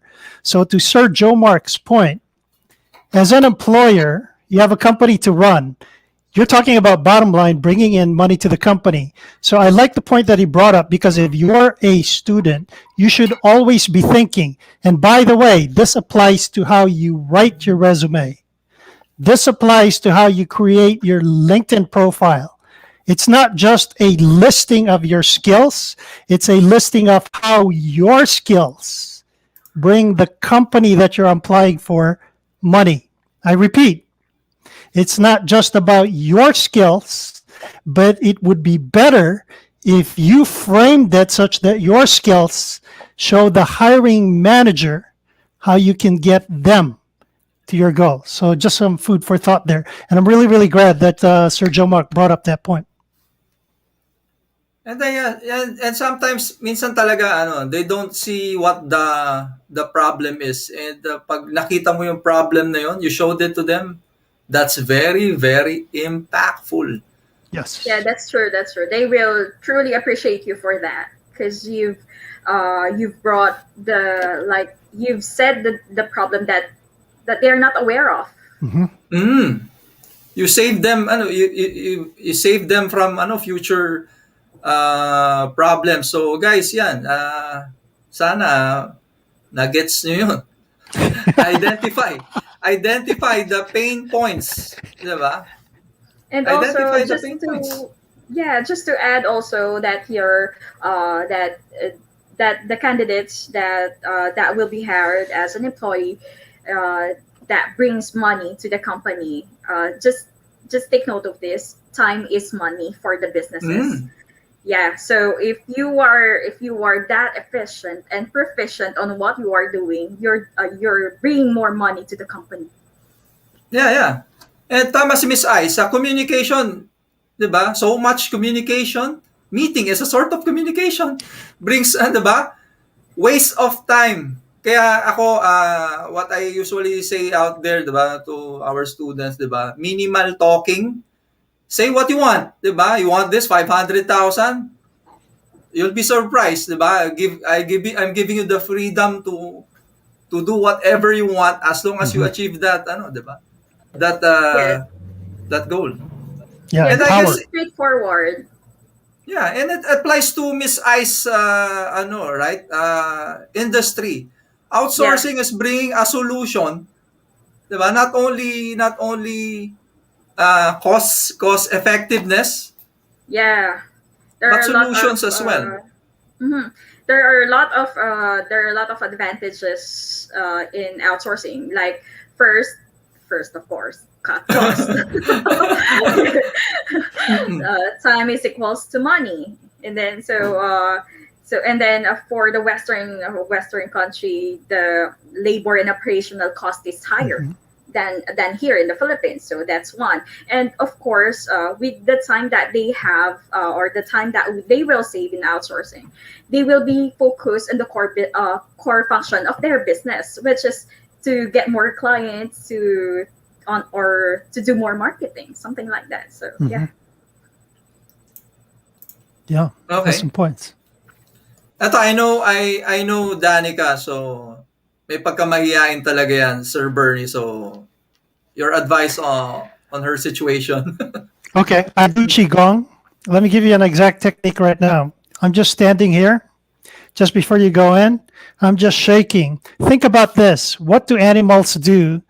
If you have a dog, the dog kind of like goes like that, shakes stuff off, shakes off the bad energy, shake off your nervousness. So actually, you stand up right now. If you're listening to this message, just stand up with me, and I'm just shaking. I'm letting the energy go. If it helps, close your eyes. I'm just shaking the energy off. So that's something that you could actually do in the moment. If you're into workout, I do push-ups. I do jumping jacks in the area to get rid of that energy in the moment. So I hope that helps, Danica. Yeah, I do the shaking part also whenever I'm nervous, just to shake off the bad vibes or any nervousness that I have. I really do that. It really helps, Danica. It really do. Yep. How about you, Almarie? We haven't heard from you, so your thoughts, Almarie?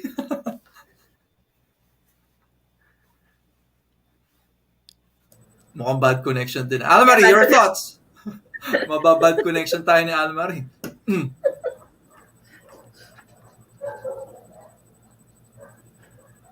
I think she cannot hear us because of the bad connection again.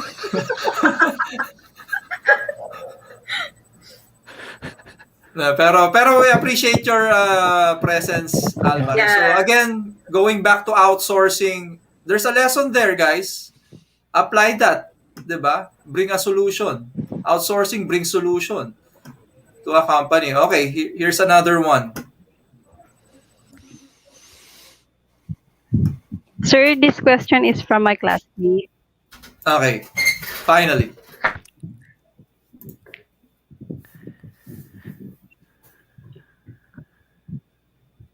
Sorry, sir. I'm having hard time with connection. Go ahead.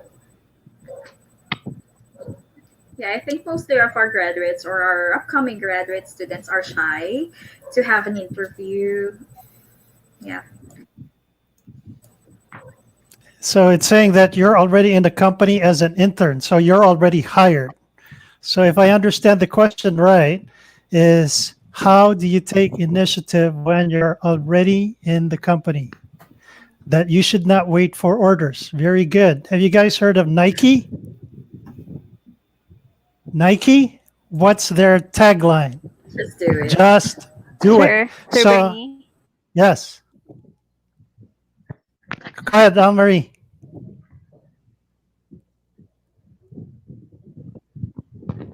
Sir, this question is from my classmate. Can you give some tips or ideas? I think you got cut off. Anne-Marie, give some tips on what, please?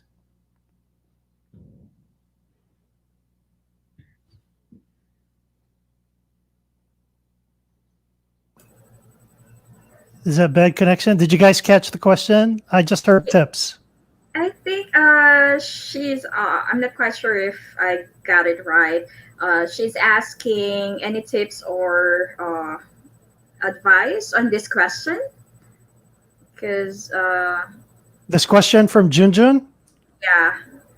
Okay. So the thing to do, it's I was going to tie it in to what we were talking about earlier.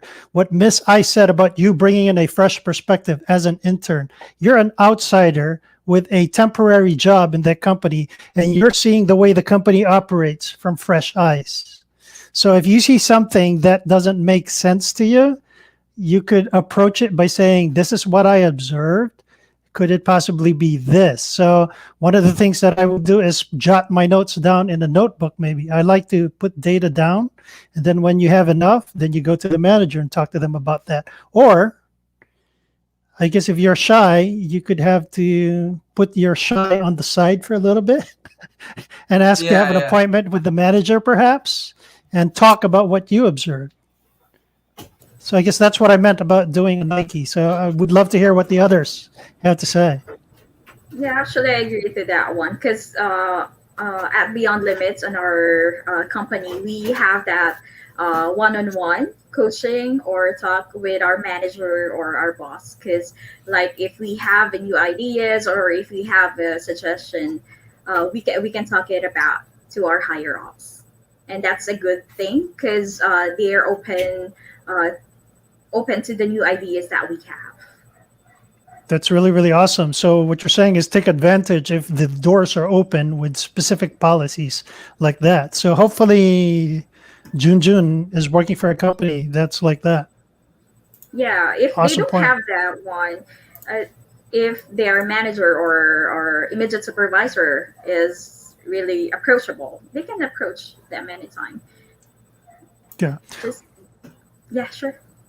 One of the techniques that I would do is compare my thoughts or ideas with the other people that I'm working with. If you're kind of like worried about going directly to the manager because it may be right, it may be not, I would like verify the information that I have with some of the people that I'm working with to kind of like back it up. And then guess what? When you go to talk to the manager, say, I did the research. I spoke to the other people in this department and we observed that. So I'm not just talking about my observation now. I took the initiative. I spoke to the people. I corroborated the information, and then I handed that to the manager. So It's kind of like another way of marketing the information. And I think they will really appreciate you if you will do that, because that's a new and fresh idea or perspective from them Yeah. that they may not see on their side. Yeah. I'm really glad that you guys are bringing this up, because a new graduate has fresh ideas. New graduate, fresh ideas. So use that as one of your strengths and use it whenever you're marketing yourself. So somewhere in there, kind of like work it in, because they may not see that. You tell them. Yeah, because and that way you can sell yourself to them. That's one of your selling point. Ayos. Right, Joe Mark? Bad connection. Okay, Connection also. and as mentioned earlier, LinkedIn is also a not only a database, right? Mhm. Definitely, right, Sir Bernie. LinkedIn is a database It because whenever started. you see, whenever you see from the standpoint of a recruiter, I think they have a panel there, right? That they will Mhm. key in those keywords. Correct. Okay, those keywords, and if you have that keywords, which that skill specifically, that skill, you'll be attracting career opportunities. And again, we mentioned earlier, Sir Bernie and ICE, Google, right? And Google your name.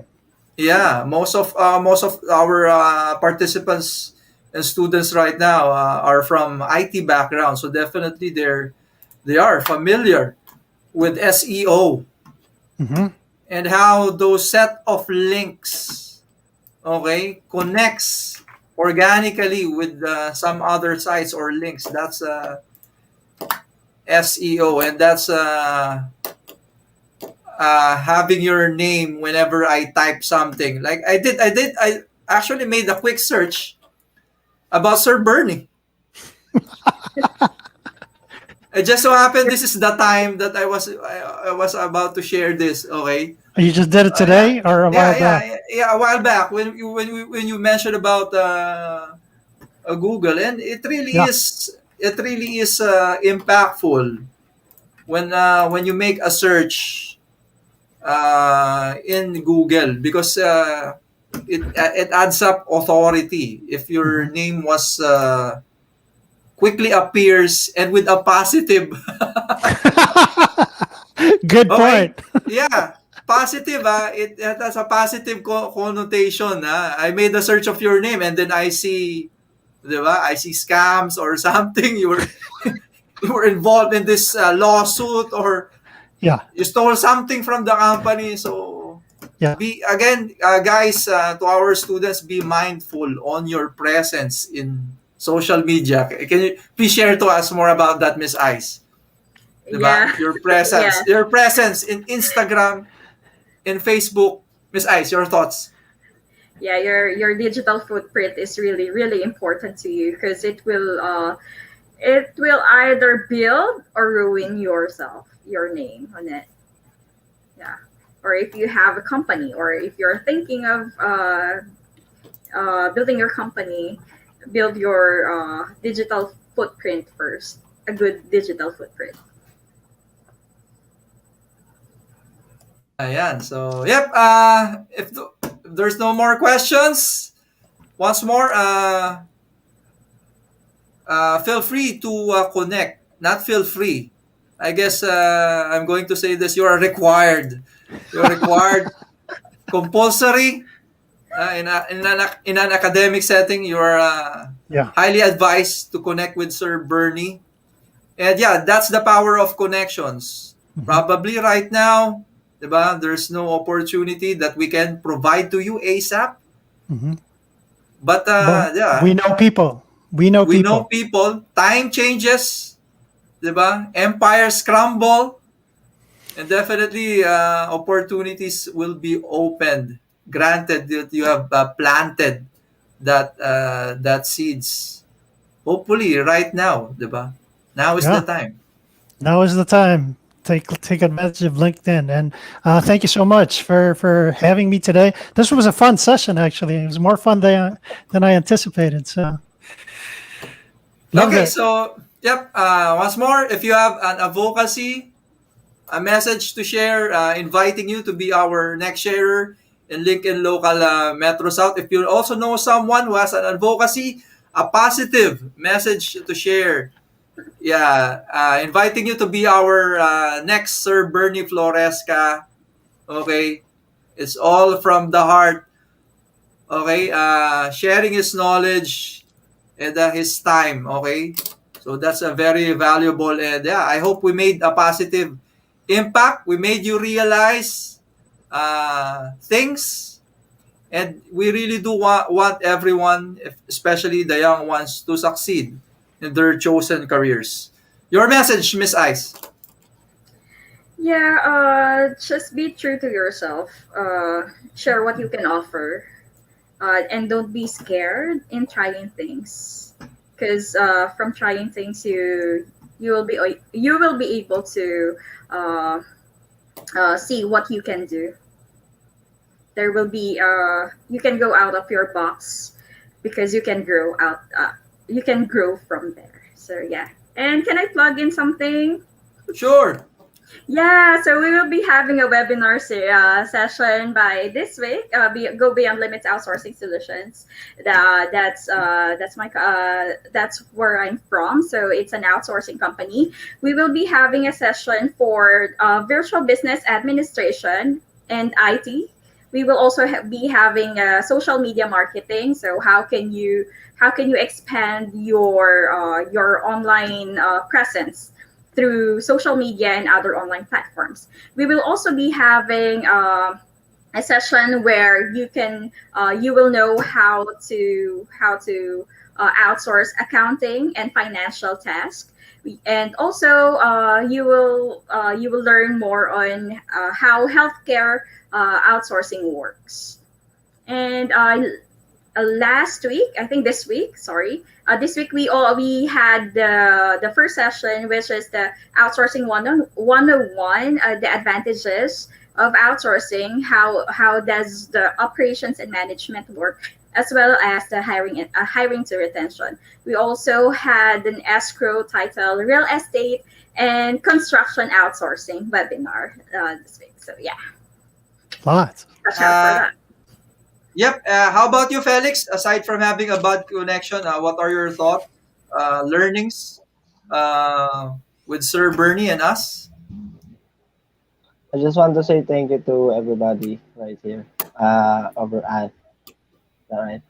I just want to say thank you to all of you.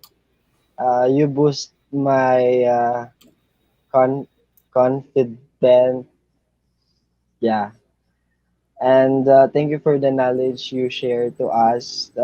Like me, I'm a graduating student, and all the students over over there.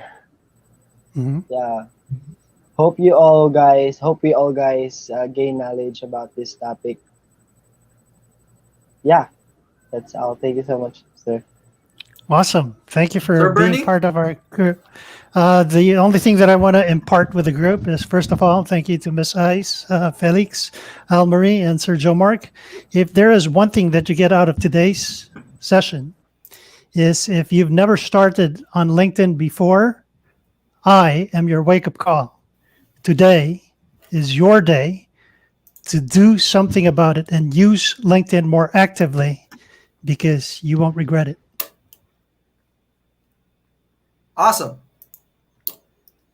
Okay, so yep, once more, thank you, Sir Bernie. Thank you, Miss Ice. Thank you, Felix, Almarie. And thank you everyone for spending your time. Time is gold. So sana po nakatulong kami as usual. We hope we have been a blessing to everyone. And yeah, let's continue to be a blessing than a burden.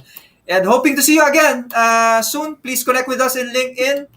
Okay, once more. And yeah, See you soon. See you probably next Saturday for another edition of Lincoln Local Metro South Live. Thank you, everyone. Good morning Thank to you, you, Sir Bernie. everyone.